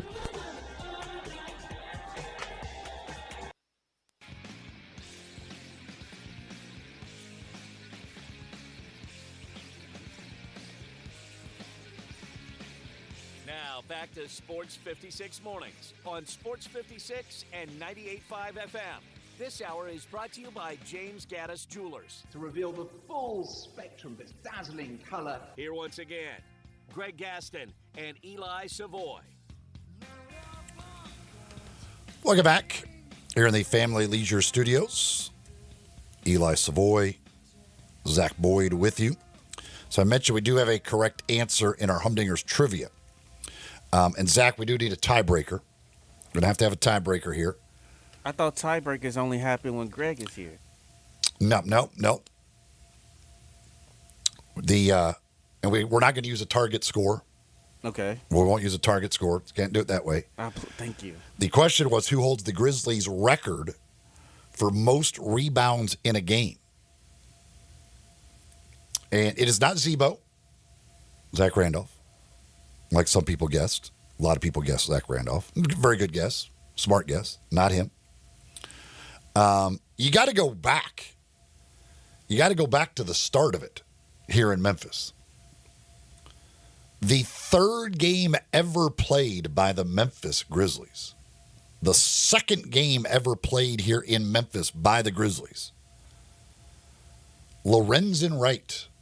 I figured that. 26 rebounds against the Dallas Mavericks. So that record has held up for a long time. That was on November 4th of 2001. And it still stands. Could Zach Edey end up breaking it? We shall see. But we had a lot of correct answers. But 2 were faster than everybody else. 2 came in ahead of the others. So, Zach, I need to know. Let's see. Scooby or Shaggy? Oh, Scooby. Oh, you just disrespected Shaggy's name as if he's not even he's not even worthy of being mentioned. It's always Scooby. It would forever be Scooby. What about Scooby or Scrappy? It's Scooby. All right. Scrappy was annoying. Scrappy was kind of annoying. The whole puppy power. We will be contacting our winner, letting you know how you can get your $25 gift certificate to Humdingers. Speaking of annoying, and kind of like Scrappy do, Dylan Brooks. You know, Team USA plays Canada tomorrow night in a little exhibition game out in Vegas. Dylan Brooks says, Canada will be ready. Brooks says, I take it as just another game, but me being who I am, I like to make a statement. So I'll be ready to play. Team Canada will be ready to play. And we're going to go balls to the wall. Okay. And watch the film after and see if we got better.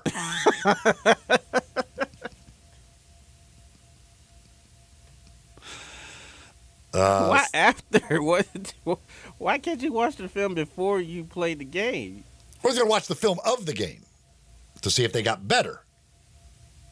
See if they improved. Okay. He's also said, because Canada obviously beat USA last year. He said, because there's new USA players, that spoke up after the bronze medal game and wanted to play. So, I'm happy that they're playing because, we get to test our talents against theirs. And, it should be a fun one. First of all, quit saying It's like A. Yeah. And then he said, well, at the beginning it was Steph and LeBron that came out and said something. And then everyone else started joining on. I'm happy that they made the commitment. So let's see. Talent against talent. They've got to guard. They've got to play defense. That's my main thing. Every team that has to play against us has to guard, has to scout against us. And we're going to play our game and make adjustments during the game. So there you go. Dylan's ready. Dylan, that's an exhibition game. First of all, this isn't the actual Olympics yet. The Olympics later.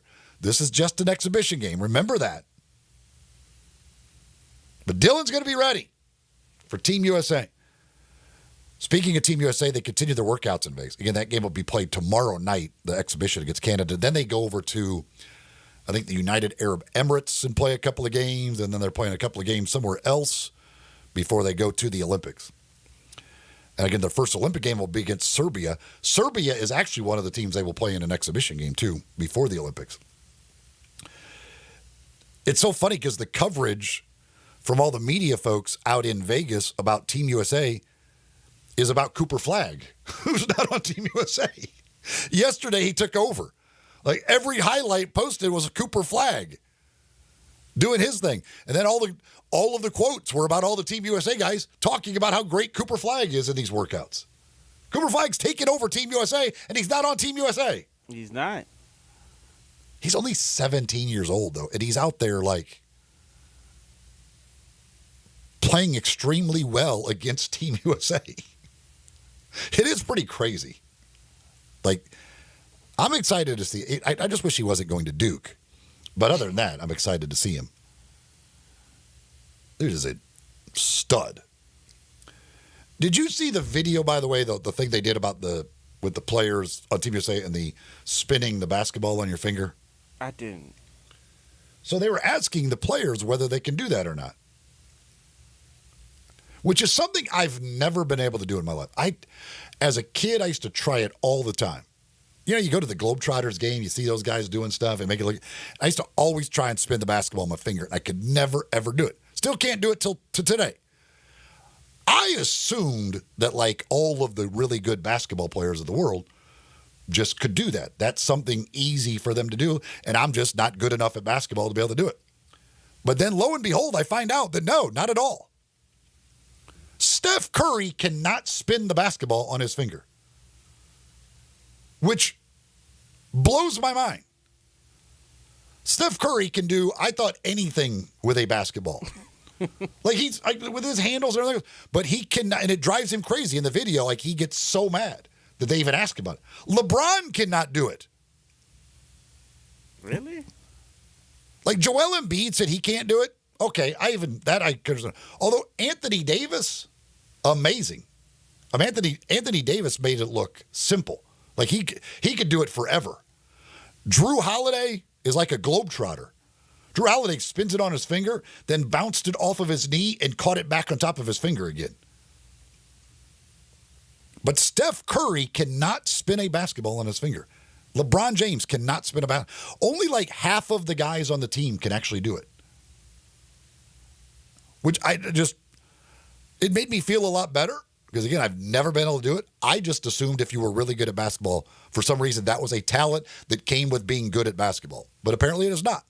You can be awesome at basketball and still not be able to spin the basketball on your finger.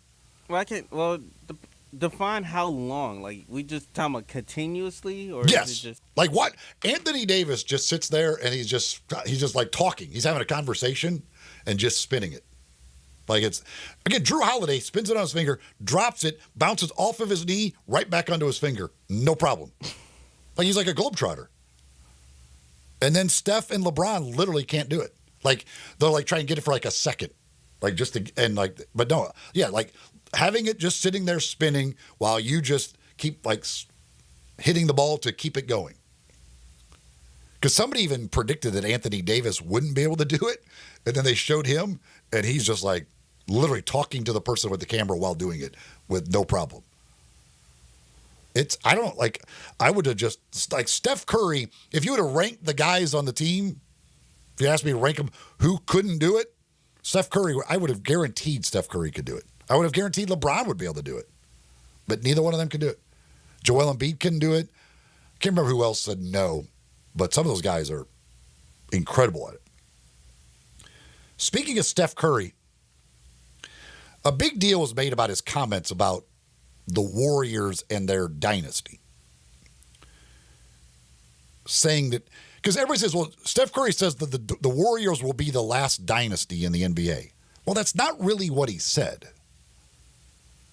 He said that the Warriors will be the last dynasty of their kind in the NBA. Because he talked about the fact that the main core of him, Draymond, and Clay to be together as long as they were and to have championship relevancy as long as they did. Because he even said, like, dynasties come in different shapes or sizes or whatever. Said something, you know, they can all be a little bit different. Now, I disagree with Steph Curry because he said that they had 11 to 12 years of championship relevancy. They won their first title in 2015 They won their last title in 2022. And I hate to tell him, but after that title in 2022, they have not been championship relevant. The last couple years, no, they're not championship relevant. And before that first one, they weren't. They were like losing in the first round of the playoffs. That's why Mark Jackson was out and they brought in Steve Kerr and he won the title in his first year. So they had about a 7 or 8 year window where they were a contender every single year, and with the main three guys. Obviously, Durant came in and became a big part of it. Others, all that. But there's no way, like, if he's trying to say, like, literally there's not going to be another dynasty, well, that would be just dumb. Because the NBA is a dynasty. Like, every team that wins it seems like, in the NBA becomes a dynasty. And certainly the Celtics have an opportunity to. They just won one. They've got the best odds next year. They got a great team returning. They're all still young. They're locked up. Like, the Celtics could very well turn this into a dynasty. Now, again, it depends how do you define a dynasty? How many do you have to win? All of those things. So you can nitpick there. But, I mean, just look at the history of the NBA over the last, 40 years. I mean, teams that win it, most of them end up being a dynasty. You can go back to the Lakers and Celtics in the 80s. You got the Bulls in the 90s. You got the Spurs and their wins. I mean, then the Warriors. You had, the Pistons did the back-to-back in there, whether that you consider that a dynasty or not. I mean, if you win one in the NBA, generally you win multiple in your run. The Rockets had their back-to-back. Well, Jordan was out. So there will definitely be more dynasties in the NBA. I understand his point that it's hard to keep guys like that together now. We see teams with the tax aprons and all of these things, and it may be harder to keep them together because of that, but it's the way in the NBA. You get good because of the fact that the rules still do allow you to pay your players more than another team can pay them. Right. It still gives you an advantage of keeping those guys together. Right. And if you get that core of 2 to 3 guys and you keep them together, you got a great chance of winning multiple championships. Yeah. And as the years kind of progress, because again, this is the first year of this new CBA that we are experiencing. Like, the front offices, they're gonna find ways to kind of get creative with maneuvering and trying to add more contracts adding more or good players without having the expense of getting deep into those. I guess especially in that second tax apron. Yeah. Again, LeBron took less to keep the Lakers under the second apron. Like, these teams are trying all they can to avoid the second apron. But yeah, that's like these capologists and stuff, like, they figure out the ways to do it. So they'll figure out ways to keep these teams together, whether it be the Celtics or whoever the next one is. Speaking of that, how about Paul George? I get it, the way this works and your ego and all of these things. But Paul George speaking on, I guess it's his podcast, said he felt disrespected by the Clippers' initial offer. He said it was 2 years, $60 million. So just think, living in a world where $30 million a year to play basketball is not just not acceptable, it's disrespectful. Yeah. How dare you only offer me $30 million per year? Like, and again, I understand it. Like, I get it. Like, that's the way these players think and everything else. But $30 million a year is disrespectful to him.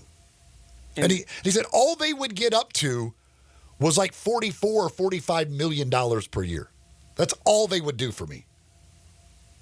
$44 or $45 million per year. That's all they were willing to do. He said he wanted the same deal that Kawhi got, the 3-year, $150 million deal, if they would give him a no-trade clause. If they didn't give him the no-trade clause, he wanted $4 and $212 million from the Clippers. They weren't willing to do that because all they were willing to do was only go to like $44 or $45 million per year. Those disrespectful sons of guns. What a world these guys live in. Yeah. I mentioned last week 12 years ago. 12 years ago, the player with the highest per average number, I guess money number, was Kobe at 27.8 million dollars. Around there. That's the thing. And again, with the salary cap, with this new TV deal, the cap is going to go up basically 10% every year. Like, these things are skyrocketing right now. These max deals are just, it won't be too far down the road that somebody will probably be making $100 million a year. Yeah. Now, in Paul George's defense, though, like, I understand why he's asking for more than that. Because he played between he and Kawhi, PG has been available more. He has. But he also hasn't won anything. I get that. So, to me, if I'm Paul George, because I've already made a boatload of money, and I'm still going to make a boatload of money, because I hate to tell him, $30 million a year is a boatload of money. To me, the decision should not have been about money. It should be, where do I think I can win? Because if I'm Paul George at this point in my career, my thought is, I want to get a championship. It shouldn't just be who's going to pay me the most. Like, if you truly care about winning, Kawhi's already got his titles. Kawhi doesn't need any. If you're Paul George, and if you're supposed to be like all these players, you believe the ultimate thing is winning a championship, you don't have one. Your whole thought, to me, should be, where can I win a championship? Even if that means maybe taking a little less money. Now, maybe he thought Philadelphia was the better chance of winning a championship over the Clippers. And if that's the case, so what? Take whatever you can. But if I'm these guys, at this point in my career where Paul George is, again, he's already made probably what? $400 million in his career? $300 million in his career? He's going to make another 70, 60, 70, even on that low deal. My thing is, where can I win?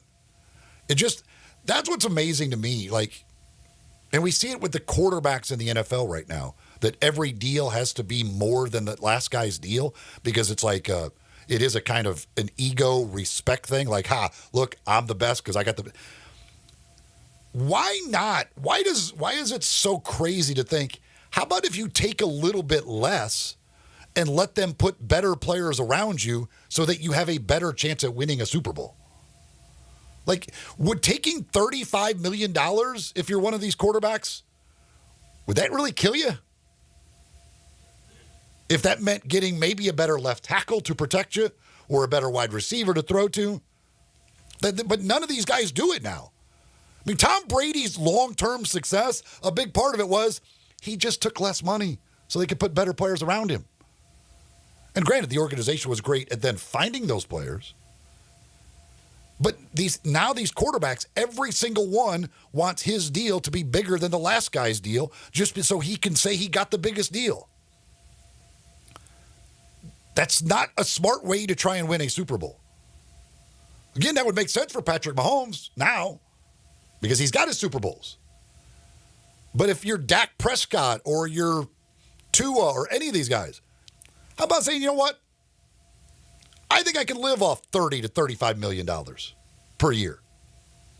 Go give me some good players with that extra money that you're saving. But none of them will do it. Because it's an ego thing. It's simply ego playing. I got the biggest contract. And then you're going to have that contract for about a month, and then somebody else is going to be bigger, and somebody else is just going to keep going and going and going. I mean, the Giants, the off-season thing with the Giants, which is great. The Hard Knocks off-season, it's absolutely fantastic. Tonight, episode number 2. Like it's way better than the training camp edition because listening to these guys do their offseason, like the discussions they have, like they're they're paying Daniel Jones $40 million. There's no way you should be paying Daniel Jones $40 million. You can't put good enough players around Daniel Jones at $40 million because he's not good enough. So you need really good players around him. But they're constantly having these conversations of like, well, we're going to focus on the offensive line because we need to find out whether we need to move on from Daniel Jones or not. But if Daniel Jones maybe had taken 25 to 30 million, then maybe he could have had a great left tackle already, or a great help up front, or a great wide receiver. Some of these guys drive me crazy because they say that their ultimate thing is to win, but then they don't do the things that would make it easier for them to win. And again, because they're still going to be unbelievably rich one way or another. I'm not asking you to take league minimum. I'm saying just take a little bit less to let them put somebody else around you. It's a pretty simple concept.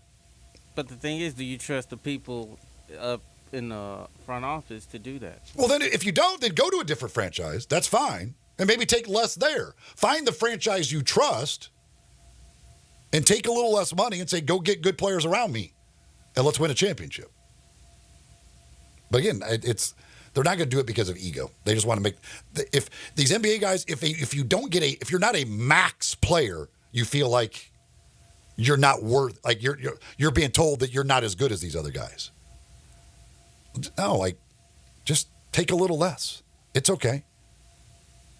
LeBron talked about he would take less for them to go get another player. Now, maybe he would have been, and they just, because they missed out on everybody, then he basically said, I'll take the max. He goes, oh, no, actually, I'll take like $3 million less so that you could stay under the second apron. Oh, man, what a generous move by you, LeBron.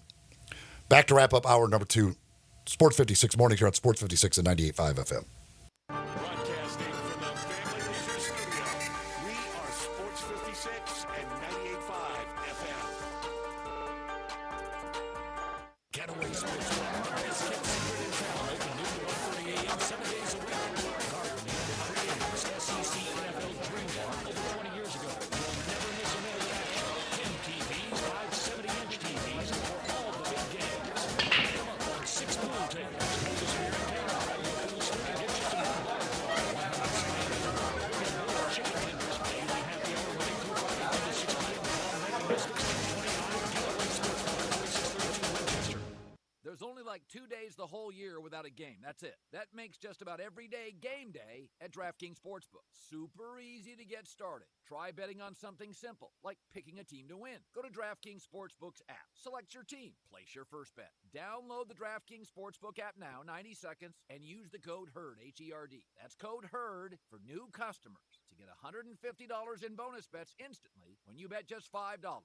Only on DraftKings. Gambling problem? Call 1-800-GAMBLER. Or in West Virginia, visit www.1800gambler.net. In New York, call 877-8-HOPE-NY or text HOPE-NY 467-369. In Connecticut, help is available for problem gambling. Call 888-789-7777 or visit ccpg.org. Please play responsibly. On behalf of Boot Hill Casino and Resort in Kansas, 21 plus age varies by jurisdiction. Bonus bets expire 168 hours after issuance. Deposit and eligibility restrictions apply. See terms and responsible gaming resources at dkng.co/baseball. Around here at Wrangler, we are all excited for spring. The longer days, the warmer nights. When you've got your pick of shorts and jeans, either works just fine. Blue skies, open roads. Wrangler, for the ride of life.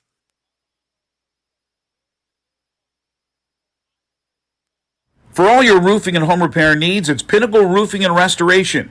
Give my man Brandon McCullough a call at 901-438-5084. Tell him you heard it here on Sports 56 Mornings, or go online to newroofmemphis.com. They offer financing with many different plans and options to choose from, including a 6, 12, or 18-month same-as-cash option. They'll work with your insurance company or out of pocket, whatever it takes to get that roof fixed. Pinnacle is part of the Roofs for Troops program. Any veteran, active or retired, you get a $250 rebate on the purchase of a new roof. Pinnacle does both residential and commercial roofing, so business owners, property managers out there, along with homeowners, if you have a leak or any other roofing problem, call Brandon today. They'll come out and do a free roof inspection.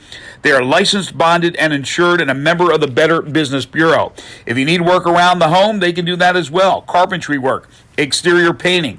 They can replace gutters, put up fencing and siding, rotten wood repair. If you need shingles installed, Brandon is a certified shingle installer. This is a locally owned and operated company. It's Pinnacle Roofing and Restoration, quality work at a very reasonable price. Give Brandon a call at 901-438-5084 or go online to newroofmemphis.com.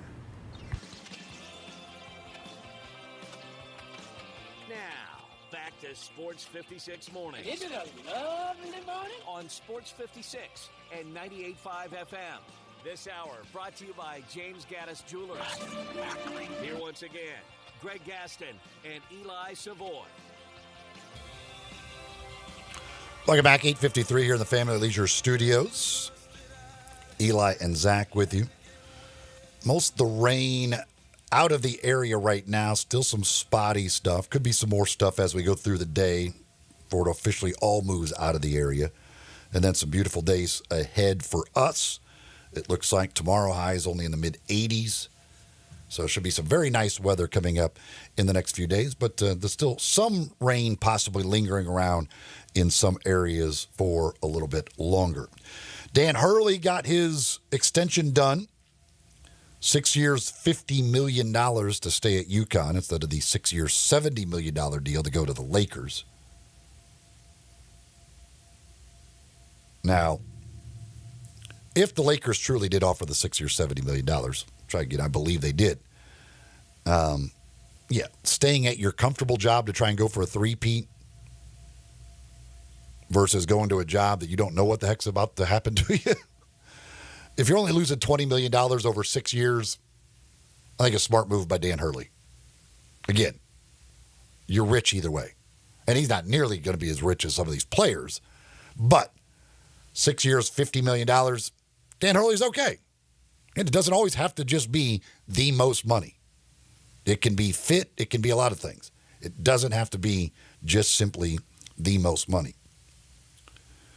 Coming up to kick off hour number 3, Mickey Barker will be here. We'll talk golf with Mickey, of course, from the city of Memphis. 9:30, Matt Infield from Action News 5. In the golf world yesterday, we got the official announcement that it will not be Tiger Woods who will be our Ryder Cup captain in 2025. The job was his if he wanted it, but he apparently decided that he just didn't have the time needed with what he's got going on right now to dedicate himself to that. So he will not be the captain. It will be Keegan Bradley. Bradley, 38 years old only, becomes the youngest Ryder Cup captain since Arnold Palmer was a playing captain in 1963. That one came as a bit of a surprise to me, that Keegan Bradley would be that guy. But he was a guy that had the disappointment of not making the team when he thought he probably should have.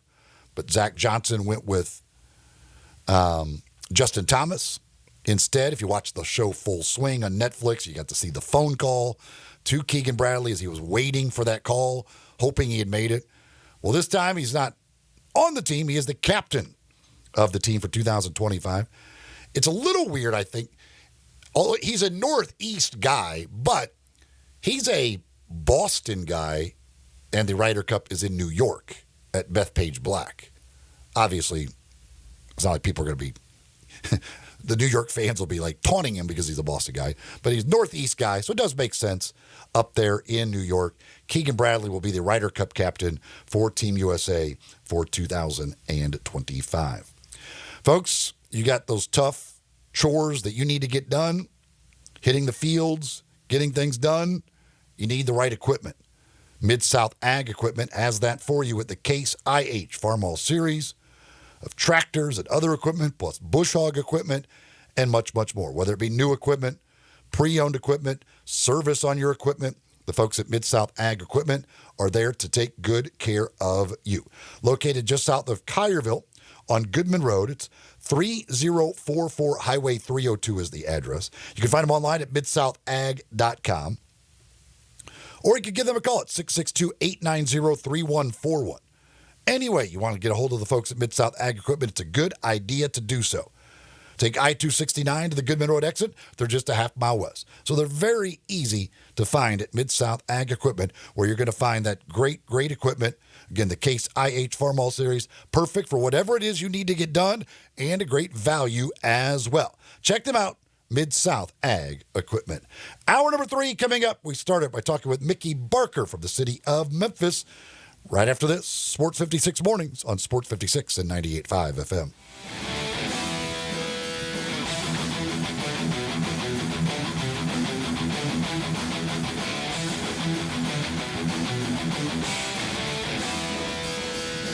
Memphis Public Links has so much going on right now. Audubon is right around the fairway. Wait until you see when this thing is a finished product. Fox Meadows is in great shape.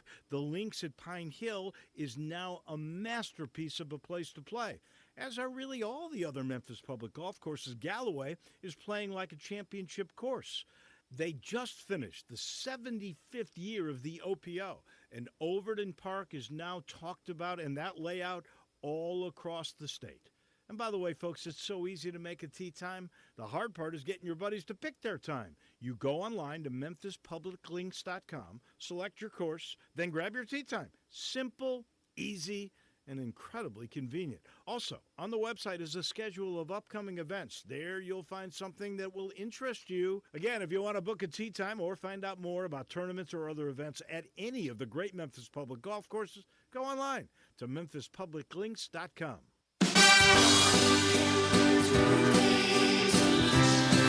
If you have damage to your home and have your insurance carrier involved, you need a great contractor. You also need a team that has seen claims of all shapes and sizes, residential or commercial. After our inspection, we'll share our findings and give you our professional opinion. Some people say you get what you pay for. However, our opinion is free. Trust the name you can depend on, like the tens of thousands of families Brian and I have served over the past 20 years here in the Mid-South. Brian Elmer Roofing. We'll measure your roof from outer space and share our team's experience for your property and claim. Repaired roofs, replacement roofs, big roofs, tiny roofs, insurance roofs, flat roofs, TPO roofs, asphalt roofs, tile roofs, slate roofs, metal roofs. If your roof needs some love, call me. 901-867-0303 or schedule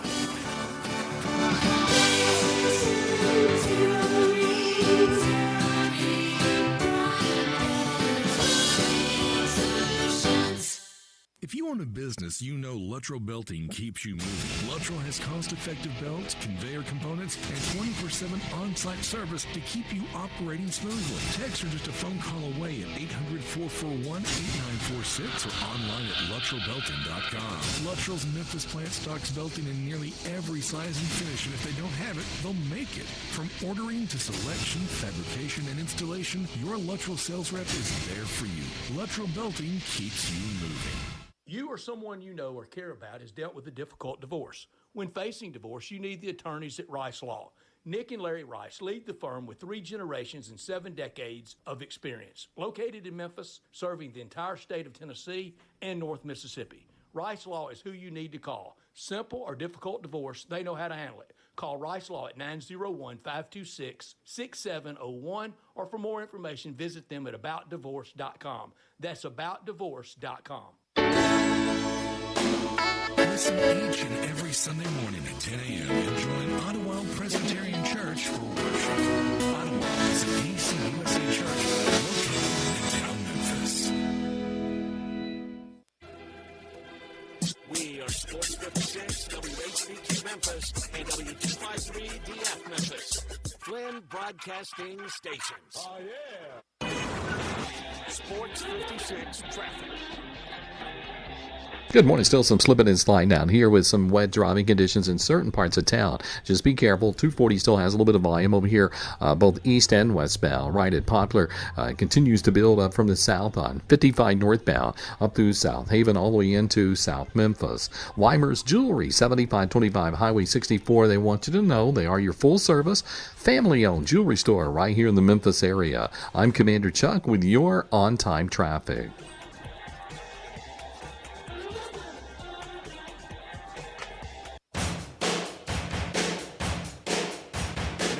Sports 56 mornings on Sports 56 and 95 FM. This hour brought to you by Jenkins Floors and More. And once again, our Greg Gaston Eli Savoy.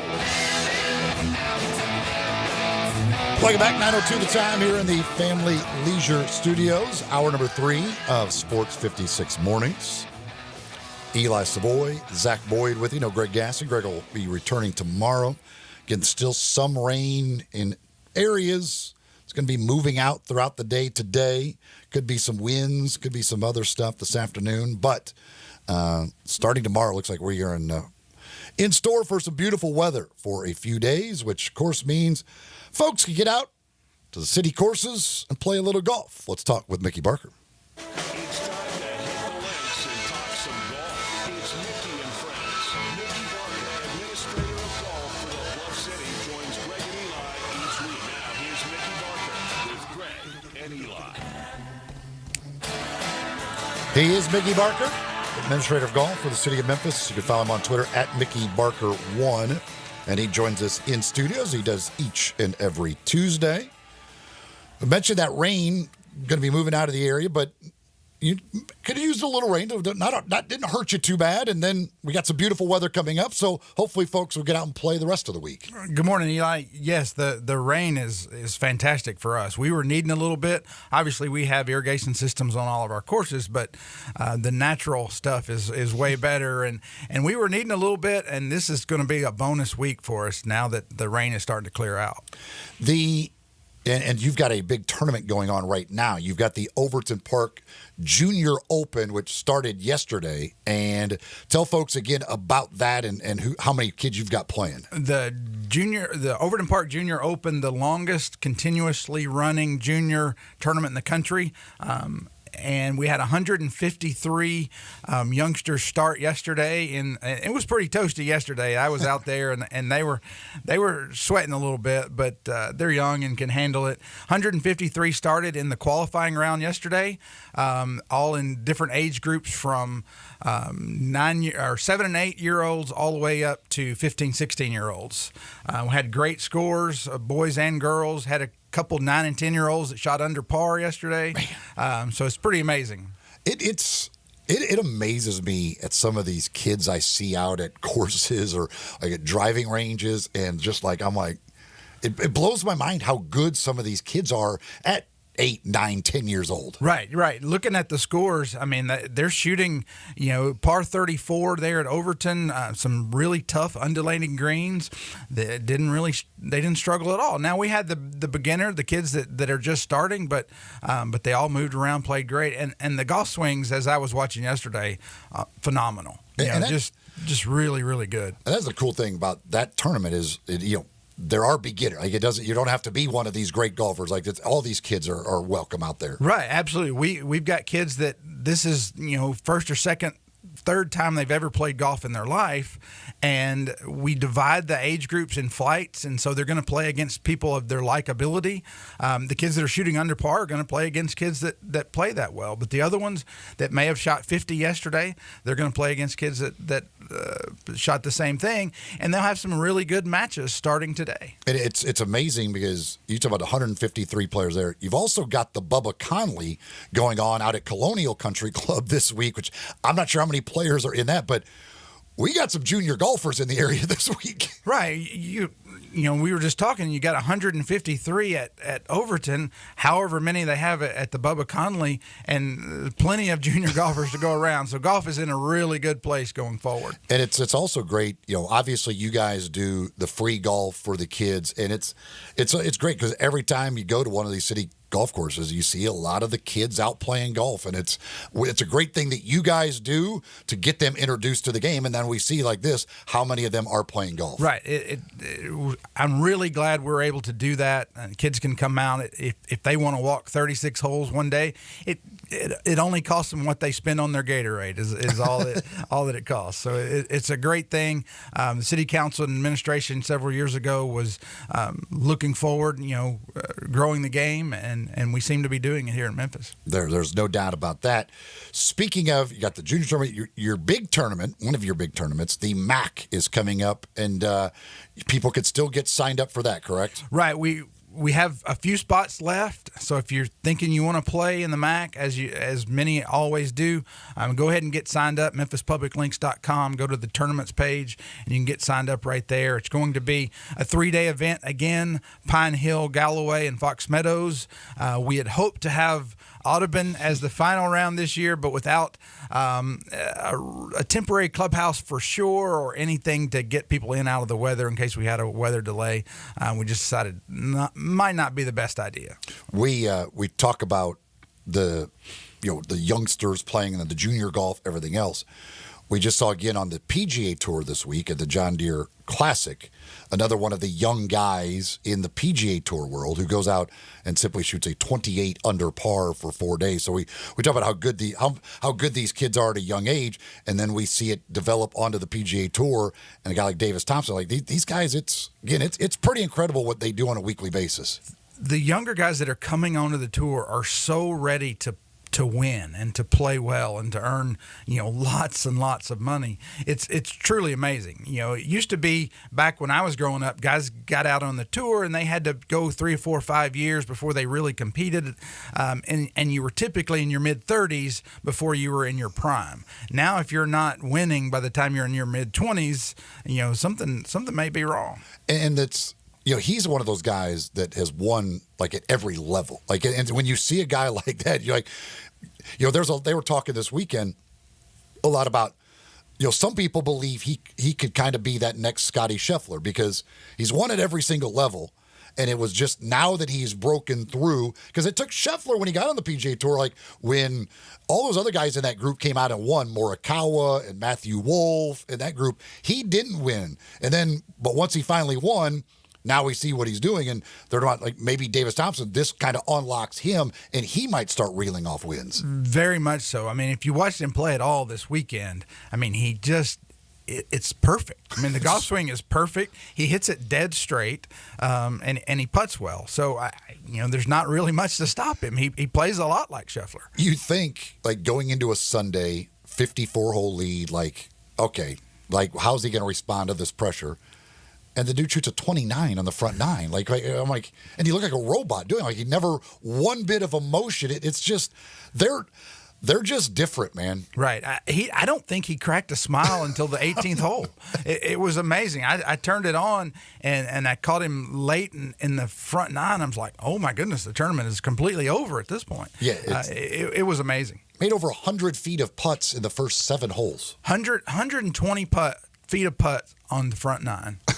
I mean, that's great putting for 18 holes, much less 9 holes. So. It's amazing. I mentioned at the end of last hour, we got the announcement yesterday, Keegan Bradley will be the Ryder Cup captain. And he's very young for a captain. At 38 years old, had the disappointment of not making the team last year. Now he gets to be the captain. Tiger apparently we'll wait a couple of years. We'll see if he does it next time, but didn't have the time to do it. But were you surprised to see Keegan Bradley named as a captain? I was a little bit surprised, given the fact that he was not on the team 2 years ago, had the heartbreak we talked about earlier. But after hearing a little bit more, it made a lot of sense. There was an interview that Keegan did in December of 22, and they were talking about the Ryder Cup. How excited, and the reporter asked him, said, would you like to be the Ryder Cup captain someday? And he said, I would really love to be. He said, I don't know that I'll ever get that chance, but he said, I would just love to be the vice captain for Beth Page, which is now he's the captain. And he said that while he's loved in Hartford at that tournament, he said he gets the most support when he goes to Beth Page. From New York, really, which is amazing. Wow, he's I didn't realize New that. England, yeah, and so it made perfect sense after I heard that interview. Obviously, our issues in the Ryder Cup have been well documented through the years and all of these things. How important do you think? How important is the captain in the Ryder Cup? I always thought it was just the players, but I think it has a lot to do with the captain's team, his vice cap, getting the right people together. Because we saw, Azinger in Louisville, he went to the pod system and he got guys that were friends or that played a lot together in their pods, and that made a big difference. That was the first time we had really won in several years, and so now looking back, that captain does make a difference. He pulls the right strings. Now the last time at the last Ryder Cup, it wouldn't have mattered who was the captain. We just got smoked. Because it seems like every year you look on paper and go, well, gosh, we're better. Our guys versus those guys, but yet it doesn't happen that way. And so it's like, is it the captain or is it just that our guys, it does that idea isn't the same as what the European, it's weird of why we don't have more success when it appears usually on paper that we have the better golfers. Right. And typically the Americans are a little bit more individual. I think that is changing as we're seeing, the home team typically wins now over the last several Ryder Cups, and I think you're seeing the Europeans that are on those teams, most of them are playing in the United States, and they're becoming more of an American-type player, and so it's balancing out a little bit. That's how we'll beat you. We'll Americanize you so that we can then beat you. Absolutely. We give you a home in Florida and turn you into an American, and we can beat you. I mean, you feel like it should be simple. Hey, Scotty, go win your match. You think just Scotty Scheffler, I don't care who you play with, just go do what you do and win your match. Right. And so the last Ryder Cup that put him with Brooks Koepka, you think nobody on the planet could beat those two guys, and they got one of the worst beatings in Ryder Cup history. It really is. But I like Keegan Bradley, and I think he's got that. I think he's got that fiery attitude, that I think can work to kind of inspire a group. Right, he does, and he's a grinder. I mean, nobody will outwork him, and he loves the Ryder Cup. He loves the United States, and so I think he'll be the perfect cheerleader. It'd be interesting to see who he chooses as his vice captains, because Zach Johnson made the call he didn't want last time, and so Zach, being the former captain, should be a vice captain, but we'll see how that goes. That might be an interesting phone call. Yeah, that could be that's a little uncomfortable. Right, And as much as I don't think I could play golf with Keegan Bradley because his little things would drive me crazy. Right. But I do think he can be good as a captain. And I still believe he should have made that team. I think so, too. Typically, you don't win twice in a year and not make the Ryder Cup. So that was a tough choice. Ended up, Justin Thomas played the best of all the guys that were on the team, so it might have been the right choice, but there might have been somebody else they could have left off. But, yeah, Keegan will be I'm like you. I couldn't watch him play every shot, but if he's the captain, he's my cheerleader. I think it's a great pick. I would like to know what's going on in his mind as he starts tapping that club on the ball. It's so bizarre to watch him play golf, but hey, it's worked for him. He's had a pretty darn good career. Absolutely. He got a major championship and 8 wins. I mean, that's really close to the Hall of Fame kind of stuff. And he wins as a Ryder Cup captain. Yeah. Now you're in the same boat as Fred Couples, and of course Freddie's never been the Ryder Cup captain, but you're getting really close to getting in the Hall of Fame. So why has Fred Couples never been a Ryder Cup captain? That's funny. Just never worked out the right timing. He's always been a vice captain, and he's been obviously the captain of the President's Cup for several times. But it's just never worked out that he was the actual Ryder Cup captain.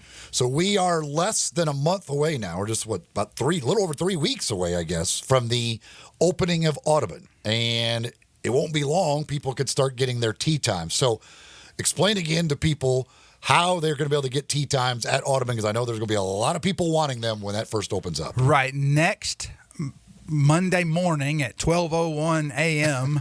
On July 15th, MemphisPublicLinks.com. Tee times will open. You can go in and make your tee time starting on August 1st through August 18th. Any of those days that you want to play, or multiple days that you want to play. Now, we will require that all tee times are prepaid, and that you prepay for all 4 players. That way, it cuts down on our cancellations, and all refunds will go through the 4-up system. But you can make your tee time right there, get it well in advance so you can make your plans to play. We are really looking forward to getting it open. The golf course, I was out on it yesterday. It is spectacular. I mean, it is in fantastic condition. The greens are rolling. They're probably in the 8-9 range on the stimp meter right now, rolling. They've got still just a tiny little bit of bobble on the ball as it rolls across. But with our verticutting and top dressing that we're going to do over the next few weeks, I think by August 1st, these things are going to be fantastic. The golf course is going to be, I've told several people, it's a big boy golf course. It's our first real championship golf course. Now, obviously, we have multiple sets of tees, 5 different links that you can play. There are no forced carries where you have to carry it over water or over bunkers to get it on the green. Now, to get at the hole is a different story. But the golf course itself is just going to be fantastic. We're so excited. The parking lot, the temporary parking lot, has 1 layer on it. The second layer should be coming soon. They were hooking up water to the temporary clubhouse yesterday. So everything is right on schedule to go on August 1st. And the range and the 6-hole short course, those will both open on August 1st? They will also open on August 1st. The range will be open from 7 a.m. until 9 p.m. because we have lights every day except Mondays. Mondays will open 1 o'clock for the range. So we expect a lot of folks out there getting their practice in, and then the short course will be open, daylight to dusk, just like the regular golf course. With the short course, will that just be walk up and say, I want to go play it? It will be. We won't take tee times for that. We will have say if you want to play the 6 holes one time, we'll have a rate for that. And then say if you want to just go round and round, we'll have a 3-hour rate so that you can, you may hit some golf balls on the range, go over, play the short course, go back to the range, back and forth.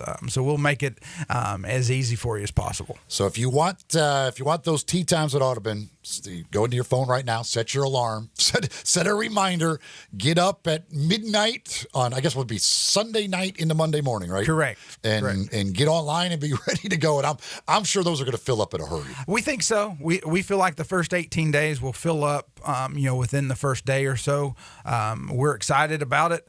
We're looking forward to getting everybody out there playing. How many tee times are available in a day? Like what's the last tee time you do? The last tee time for 9 holes is 6:50 or 7 o'clock p.m.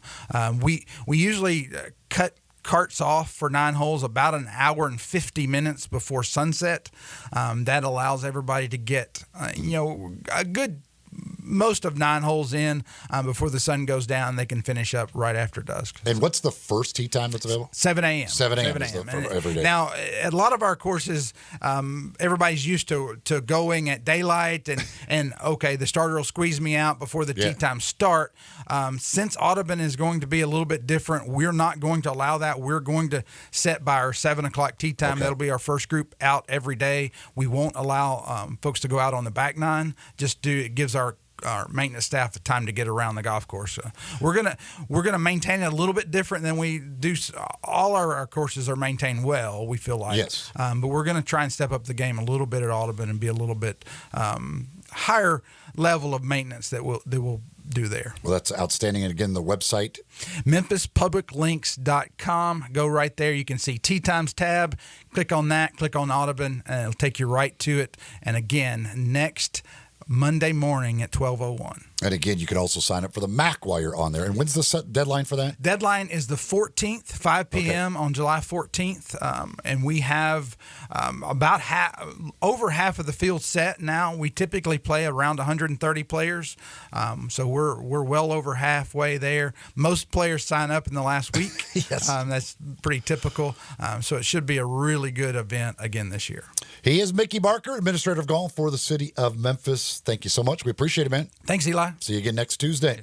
Mickey joins us each and every Tuesday talking golf, talking about what's going on with the city golf. And again, that Audubon opening going to be absolutely fantastic. Genesis Diamonds, folks, when it comes to engagement rings, when it comes to fine jewelry, when it comes to anything you're looking for, go see the folks at Genesis Diamonds, Poplar and Perkins Extended.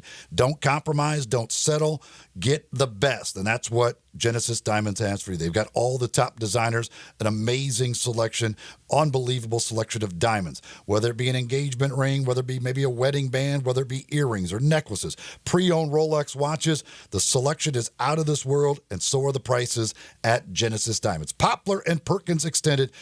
Go check them out. Back with more, including Matt Infield from Action News 5 as we continue Sport 56 mornings here on Sports 56 and 98.5 FM.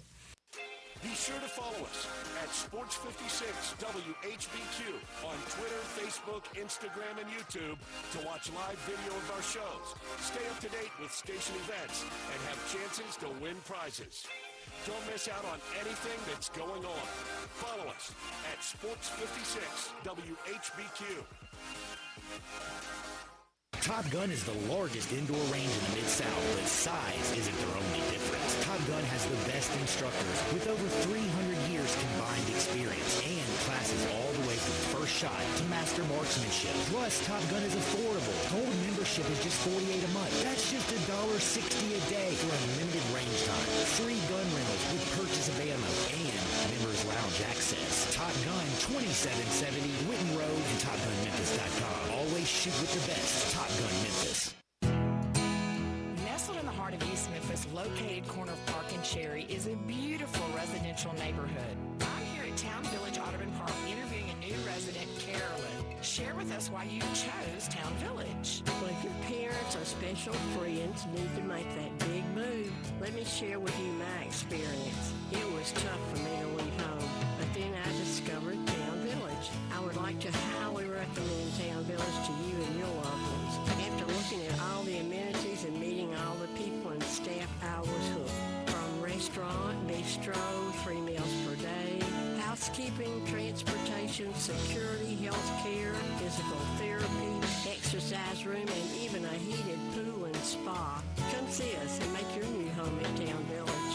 Visit us and call Daniel at Town Village Audubon Park at 901-374-7342. There's no place like home, Town Village. At Jason's Deli, when you're dining in or picking up curbside, you can expect wholesome food and no surprises. Just delicious sandwiches, crisp salads, and quick quality meals made with the freshest ingredients and no artificial trans fats, MSG, high fructose corn syrup, or artificial colors and dyes. Around here, a lot of thought goes into what we put into our food and what we take out of it. Because you're not just taking the bite, you're getting a taste of who we are. New items are constantly being created to expand our menu for all tastes and special diets with vegan and gluten-free options available. Convenience and on-time delivery you can count on. It's just a click away at jasonsdeli.com. So whether you need to feed 5 people or 5,000, the team at Jason's Deli, they have the credentials and the commitment to keep you satisfied.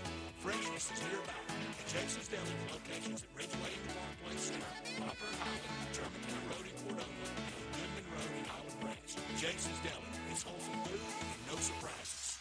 Getaway Sports Bar is kept secret in town, open noon to 1:30 a.m. 7 days a week.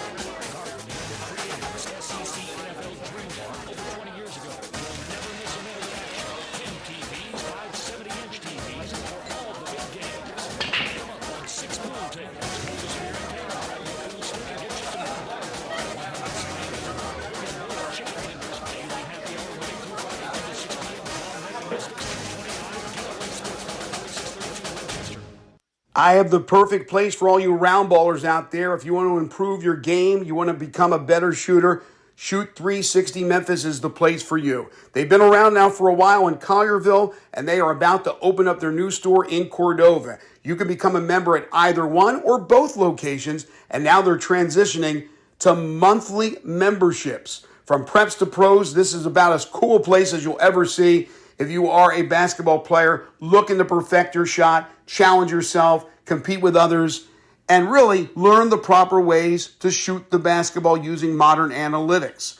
What they do is a revolutionary training facility that combines cutting-edge technology with expert coaching to improve shooting skills. The facility is equipped with advanced shooting machines that provide real-time feedback on shooting accuracy, and most importantly, arc in depth. Players can track their progress and analyze their performance. Again, currently in Collierville and coming soon to Cordova. So take advantage of it right now with the new transition to monthly memberships. Call them, 316-5500. Set up a tour of the facility or go online to register and sign up at Shoot 360 Memphis. It's where the preps and the pros go to get their shot on. Shoot 360 Memphis.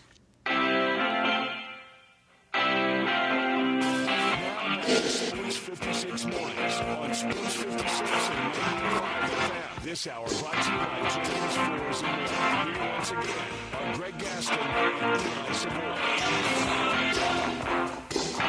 Welcome back once again here in the Family Leisure Studios. Eli and Zach with you, 9:27 the time. Thanks to Mickey Barker, as always, for stopping by and joining us. Talk a little golf. Again, I can't wait for Audubon get opened up. Less than a month away and less than a week away from you being able to make those tee times out there at Audubon for those first few weeks that it is open. Right now, I want to get back into the Grizzlies, talk some Tigers as well, talk a little bit about everything going on in the Memphis sports scene. Matt Infield from Action News 5. You can follow him on Twitter at Matt_Infield. Joins us now on the Sissy's Log Cabin guest line. Hello, Matt. How are you, man? Eli, good morning, man. How are you doing? I know Greg's playing hooky today, so happy to jump on with you. Well, happy to have you as well. After that, we had a thriller in the Summer League opener last night. Yeah. I mean, who would have thought we were going to have an overtime game? And lo and behold, the Grizzlies come up a little bit short. But a lot of positive things out of the game last night, especially the debut of Zach Edey and what he was able to do. Yeah, I think I said other than the loss, which like you said, like it's Summer League and you're going to win every game, but the most important thing is the individual development of the players. Think about it, as good as you could have asked for from Zach Edey, because he showed everything that the Grizzlies drafted him for, especially the way that he can impact this upcoming year's team, just in terms of, I mean, the screen setting got a lot of attention on social media because you're imagining, with all due respect to Scottie Pippen, what that's going to be like in the fall with Ja Morant starting the corner on those screens instead of him coming downhill on some terrified players and defenders in the paint. But the screen setting, seems like he grabbed darn near every rebound that was in the vicinity of him. A little bit of low post scoring and the rim protection. I don't know that we saw him in space a ton on defense, which is obviously something we're going to have our eye on, but definitely a legitimate rim protector. And I don't think it should be overlooked either, the fact that it wasn't just a Summer League game against, a setter that, maybe he's going to be on two-way or on the fringe roster. I mean, he was going up against Walker Kessler, who was someone who was a first-team all-rookie guy 2 years ago. And I think he struggled a little bit last year, but that was legitimate NBA competition and a legitimate defender he was going against. So, yeah, I mean, it's one game, and I've learned to never put too much stock into one game, especially it's Summer League, but yeah, a lot to like for that first impression from Zach Edey. And he stepped up as to show that the enforcer. He's got a bit of an edge to him. Like, he's not afraid of that stuff.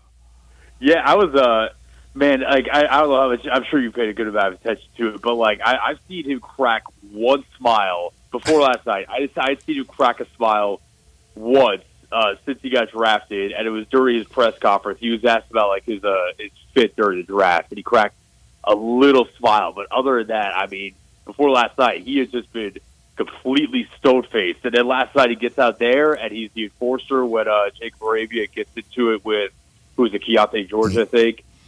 Zach steps up for him, which obviously is going to make a very good first impression with them right away. And then when he talked to Walker Kessler, he said on his head top. And so he was showing a little bit of emotion. He was talking a little bit of trash last night. So I think he'll fit it just fine in Memphis. I'm glad you brought up that dunk, because I've got an internal struggle with this. If the guy blocks you the first time, but then you get it back and dunk on him, can you really do the, like, because then it was like Edey was actually like scratching his head. Like, it almost felt like he was thinking, like, do I get to say on his head or not? Because he blocked me the first time. No, it's a good point. I mean, it wasn't like he just posterized him right away. I guess persistence pays off. I feel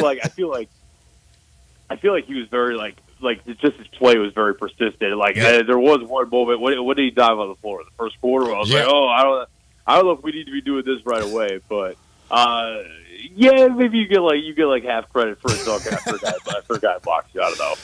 And then obviously the other guys, the other two rookies, for Jalen Wells, it just didn't really happen. But Cam Spencer, we saw what we know he can do. Like, that dude's just going to make shots. If you give him an open look, that dude's making it. Yeah, I don't know if Jalen Wells, if it was a nerves thing. It also could be for Jalen Wells, and I think he'll probably make an impact this year. But I mean, the Grizzlies Summer League roster for a Summer League roster is pretty good as well. Yes. So, there were a couple shots last night where it just looked like, I don't know, if it was the first pro game and the nerves got to it a little bit. Cam Spencer, listen, man, I've been a big fan of his going back to the national championship run at UConn this year because it felt like that dude just made a bunch of winning plays. He hit shots from all different spots on the floor, off the dribble, catch and shoot, and you saw that last night. I don't know where he cracks the rotation this year or how much, but it's kind of hard for me to imagine that he's not a contributor in some form or fashion. And now I'm talking probably the end of the bench, but I think that he'll get minutes for them this year. I imagine the defensive end will be where he'll have to prove himself, but I think he held his own relatively well there last night. And I think that overall, Jalen Wells, I think he'll round into form as time goes on. But yeah, Cam Spencer especially, I like what I saw from him. I'm picturing. I mean, Cam Spencer's gonna. I'm waiting for the games with the hustle where he makes 10 threes. He's one of those guys I think just gets hot and will be shooting it from anywhere, and it doesn't matter, and it'll be going. Meanwhile, I'm sure Gigi Jackson will have better nights as well. Oh God, yeah. It's funny, Eli, is that I literally said on Sunday night I showed something during my sportscast. I showed the Summer League roster. And I was like, yeah, Gigi Jackson, I expect him to dominate in Summer League. And then he goes out, he does what he does last night. I think he still has time to dominate Summer League. But it felt like that felt like a game to me where maybe the hype that's around him, and a lot of it, the hype is deserved because he played really well at the end of last season, especially for someone that young. But that felt like he got in his head, all right, this is my time to shine. I'm going to take over on the offensive end. And there were some good plays in there too, wicked crossover. I think late fourth quarter overtime, I think it was late fourth quarter where he got to the rim. But just a lot of stupid shots, just a lot of try to imitate, like a Kobe Bryant type of shooting performance. He needs to play more within the flow of the offense. And don't get me wrong, you want to see what a guy like that, a kid that talented, what he can do offensively and creating his own shot in a setting like that, but. The shot selection has to be better for sure because there were a lot of last night, and not just the shot selection. There were some pretty silly turnovers as well. So GG will be fine, but definitely a performance you don't want to see him repeat anytime soon. Yeah, he will not be putting that on his highlight reel. That's for sure. Matt Infield joining us from Action News 5. Away from the Grizzlies, with Tigers basketball, have you been surprised how quiet it's been? You think they probably still need to maybe add a player or two, but there's really just been not much conversation at all. Yeah, and you've read little things about where they might be looking to add, whether it's D2, which obviously D2 can produce good players, a D2 international.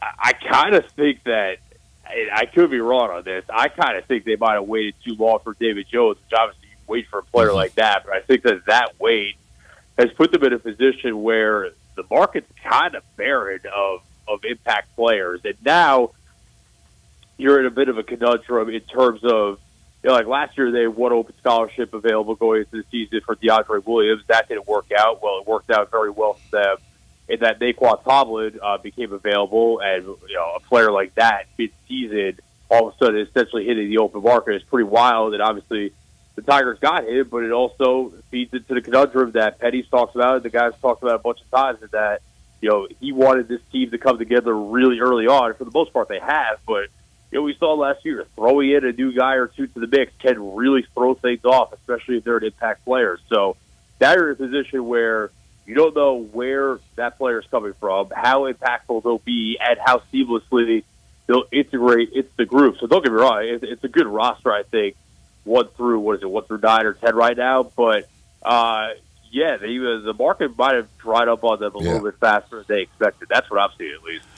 Meanwhile, there's as much excitement about Tiger football as I think there's ever been, because it seems like on a almost daily basis, but anytime these people around the country come out with their playoff predictions, Memphis is in a lot of them. And it's weird to think that, but Memphis, again, has a great chance to be playing in a college football playoff.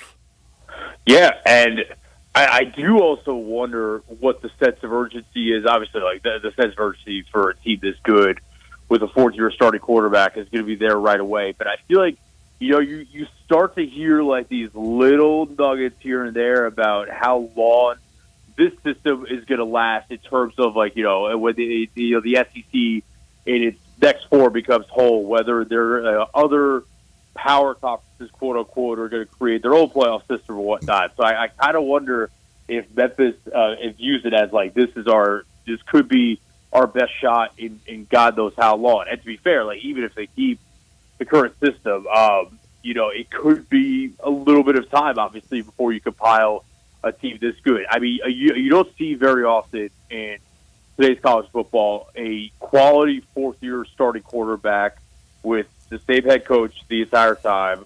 His top three, definitely top two wide receivers from last year coming back.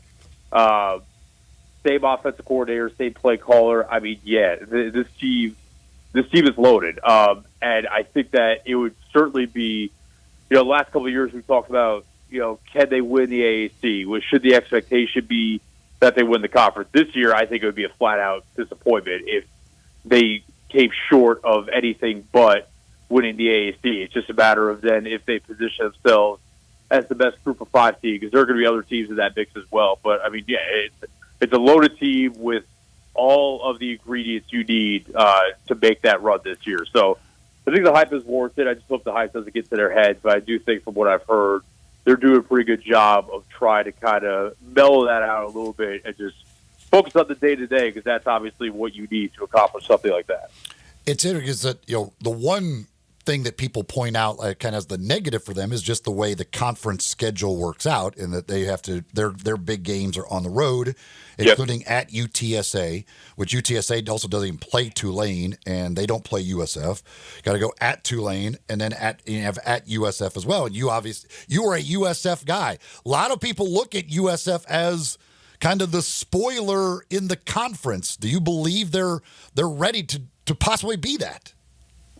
Yeah, I mean, I don't think that USF has had as good of an offseason as Memphis portal, and so I think that's a big part of it. But I mean, you remember the USF game here last year? I mean, that game was fireworks, yes. And it felt like for three quarters that Memphis basically had no answers for USF on offense. So I mean, going there now, I will say, admittedly, like I remember going to plenty of USF games as a student, and the environment isn't always top tier, but that's also because for a lot of my time as a student, the team wasn't exactly top tier or anything close to good. I will say that my senior year there, they became pretty good. That was the second year under Willie Taggart, and those games got pretty crowded. It was a pretty good environment. I mean, it is an NFL stadium, so it's kind of like the Liberty Bowl in terms of it's an enormous stadium where you're not going to fill it up, but it does become a pretty good environment when the team is good, and I certainly think that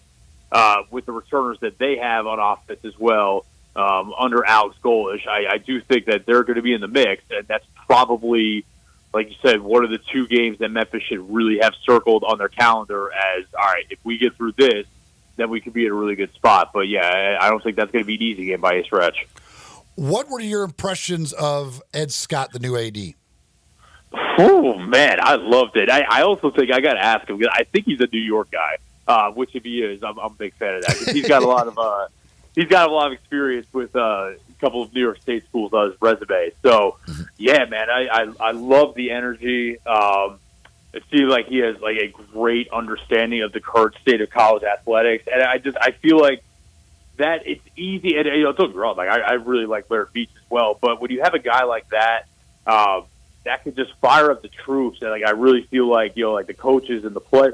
Excuse me, you saw like when he walked into the football workout, how fired up he was with them, and how he was talking with them. It's like, okay, this is someone that is really easy to get behind to rally the troops, and obviously now it's just a matter of there are going to be things I'm sure that come with being an AD at this level. Obviously, he has AD experience before, but there could be maybe some little things here and there that once he gets up to speed on, yeah, man, I feel good about this because I think the person and the care factor that I saw from that initial press conference at his media session was something that was really appealing. It's funny because the commercial appeal had the story about he gets $250,000 if he gets them into a power conference. Yeah, I did see that. Heck, if he gets into a power conference, that's worth more than $250,000. That's a bargain. Absolutely, it is. I mean, I was like, heck, that should be way more than that. But yeah, he certainly said all the right things. It certainly seems to have that energy and everything, as you mentioned. That hopefully he'll be great for the University of Memphis, and hopefully he ends up getting that $250,000 because he gets them into a power conference. He is Matt Infield from Action News 5. You can follow him on Twitter at Matt_Infield. Matt, as always, man, appreciate your time. Thank you. Yep, thanks, I appreciate it, Ben. Matt Infield joining us here on the program. Well, when it comes to guns, one place you need to know in town, that would be Classic Arms. How about over 700 firearms in stock? That's right, 700. All the top brand names: Beretta, Benelli, Remington, Winchester, Smith & Wesson, whatever, Ruger, Colt, you name it, they probably got it. Everything you need. Hunting guns, self-defense, whatever.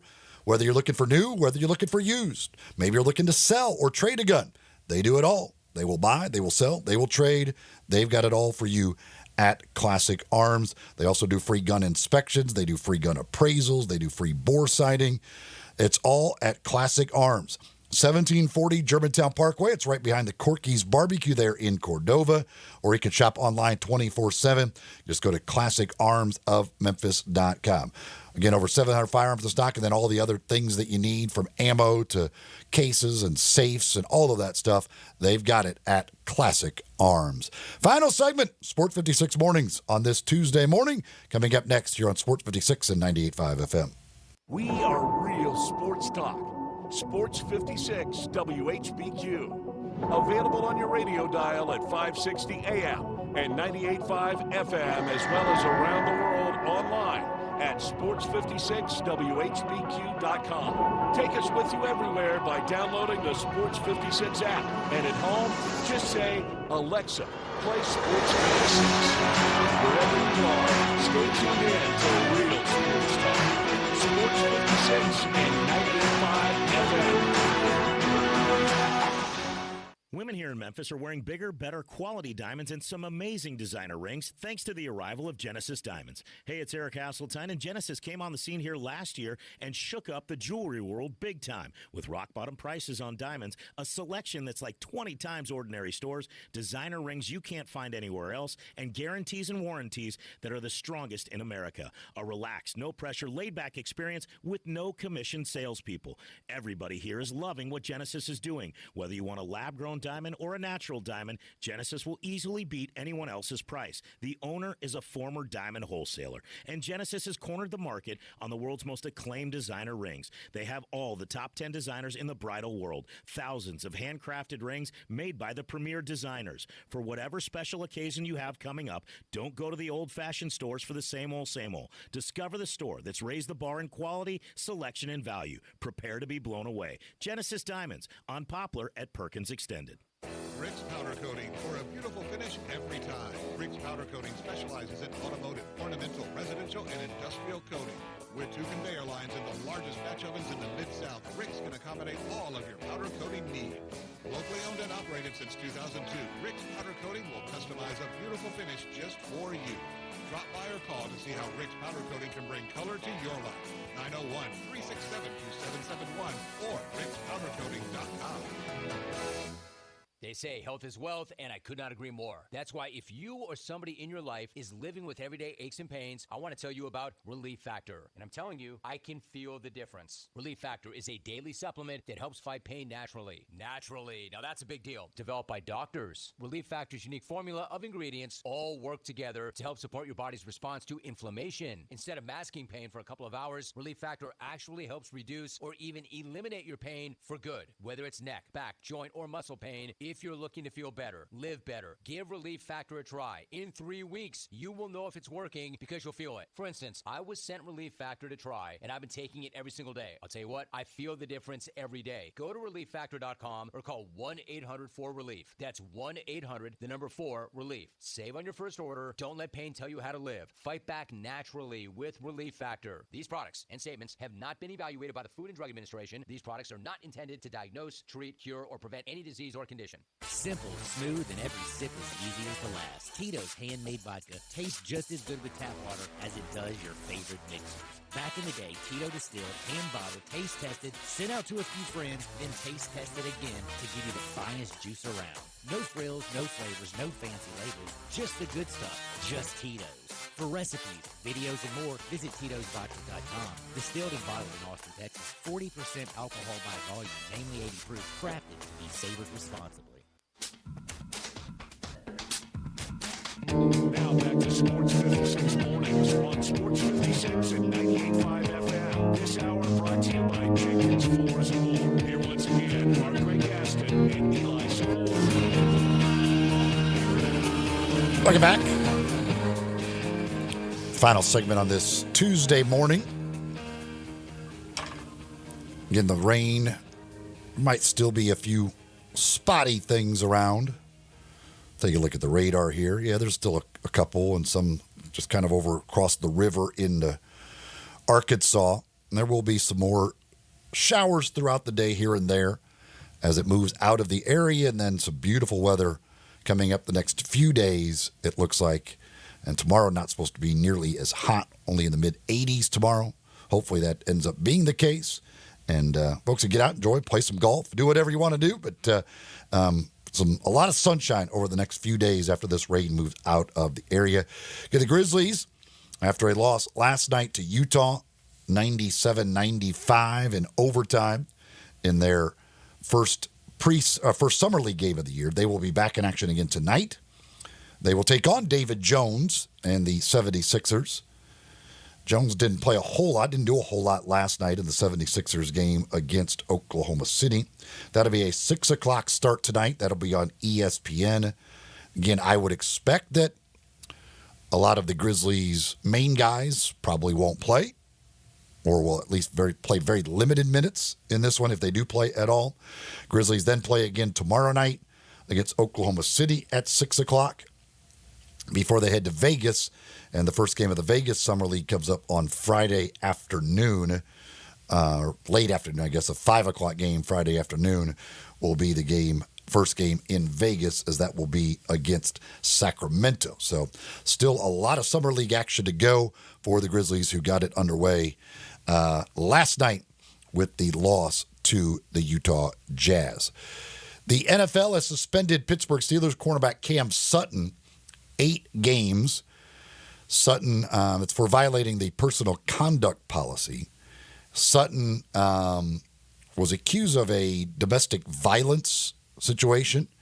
He entered a pretrial diversion program in April to basically settle that. And the Lions at the time released him. He was picked up by Pittsburgh, and Pittsburgh knew this was going to be coming, certainly. But he gets an 8-game suspension from the league for that. He will not appeal the decision. So he will be eligible to return in week number 9. It'll be Tuesday, October 29th will be the first day he'll be eligible to come back for the Steelers. Of course, Wimbledon is continuing. Yesterday was weird. Novak Djokovic got a win yesterday over Holger Rune. And during the match, Rune, the fans will say his name, and it, of course, obviously sounds like you're booing, but they're not. They're saying his last name and drawing it out. But after the match, Novak Djokovic just was not believing that. Believes absolutely that the fans were booing him. He said on the court after the match, "To all the fans that have respected and have stayed here tonight, thank you very much from the bottom of my heart. I appreciate it. And to all those people that have chosen to disrespect the player, in this case, me, have a good night." And then the person interviewing him kind of was like, no, I mean, they're saying his name. And he said, they were. I don't accept it. I know they were cheering for Rune, but that's an excuse to also boo. Listen, I've been on the tour for more than 20 years. So trust me, I know all the tricks. I know how it works. It's fine. It's okay. I focus on the respectful people that have respect, that paid for a ticket to watch tonight and love tennis and appreciate the players and effort that the players put in there. Come on, Novak. He sounds paranoid. It was so weird.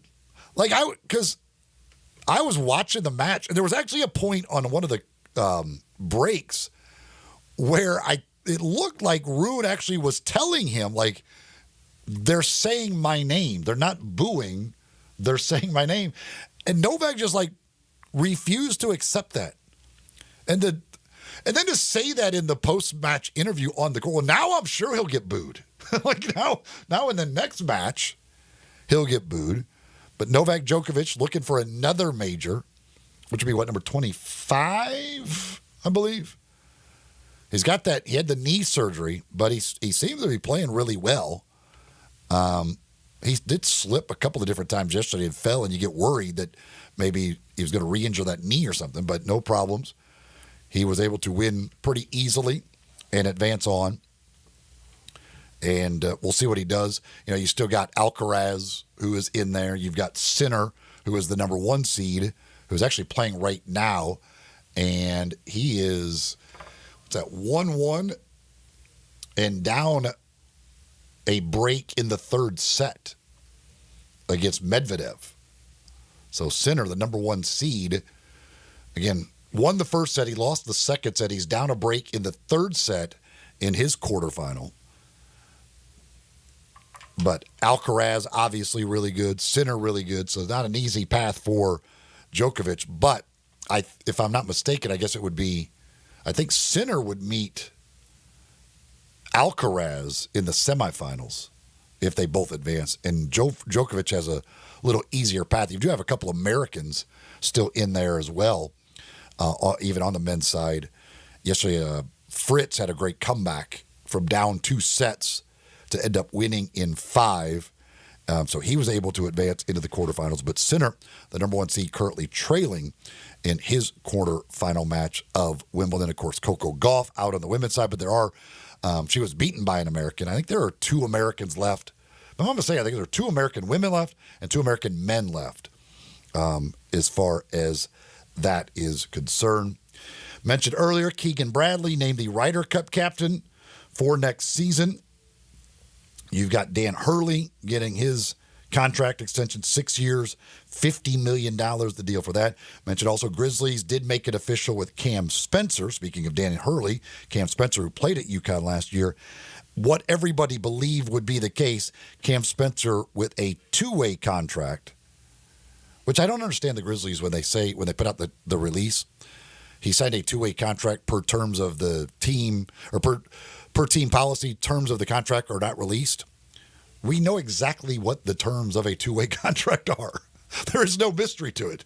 We know everything about the 2-way contract. We can tell you it's half the rookie minimum. You're eligible for 50 games. There's no secret here. So you might as well go ahead and release the terms of the deal when it comes to those deals. And again, Team USA will be playing Canada tomorrow night in a exhibition game. And Dylan Brooks says Canada will be ready. Bobby Witt Jr., Marcell Ozuna added to the home run derby, which will be on Monday night. They join Alec Baum, Gunnar Henderson, and Pete Alonso, and there will still be 3 more additions that we do not yet know. Also, the attendees for SEC Media Days were announced, as that will get underway on Monday down in Dallas. And again, Brett Norsworthy will be down there for us with full coverage from SEC Media Days. Thank you to Connor O'Gara Thanks to Sean Coleman and Mickey Barker and Matt Infield joining us on the program today. Tomorrow, of course, we'll be recapping the Grizzlies' second Summer League game. DeMichael Cole will join us to talk Grizzlies, get his thoughts on the first couple of Summer League games as he joins us for his weekly visit. Greg will be making his return tomorrow to the program, so we'll have plenty of catching up to do as well. That's going to do it for us today. Coming up next, stay tuned. It is Wolo and Friends right here on Sports 56. For Zach Boyd, I'm Eli Savoy. We'll talk to you again tomorrow morning, 7 a.m., right here on Sports 56 Mornings on Sports 56 and 98.5 FM.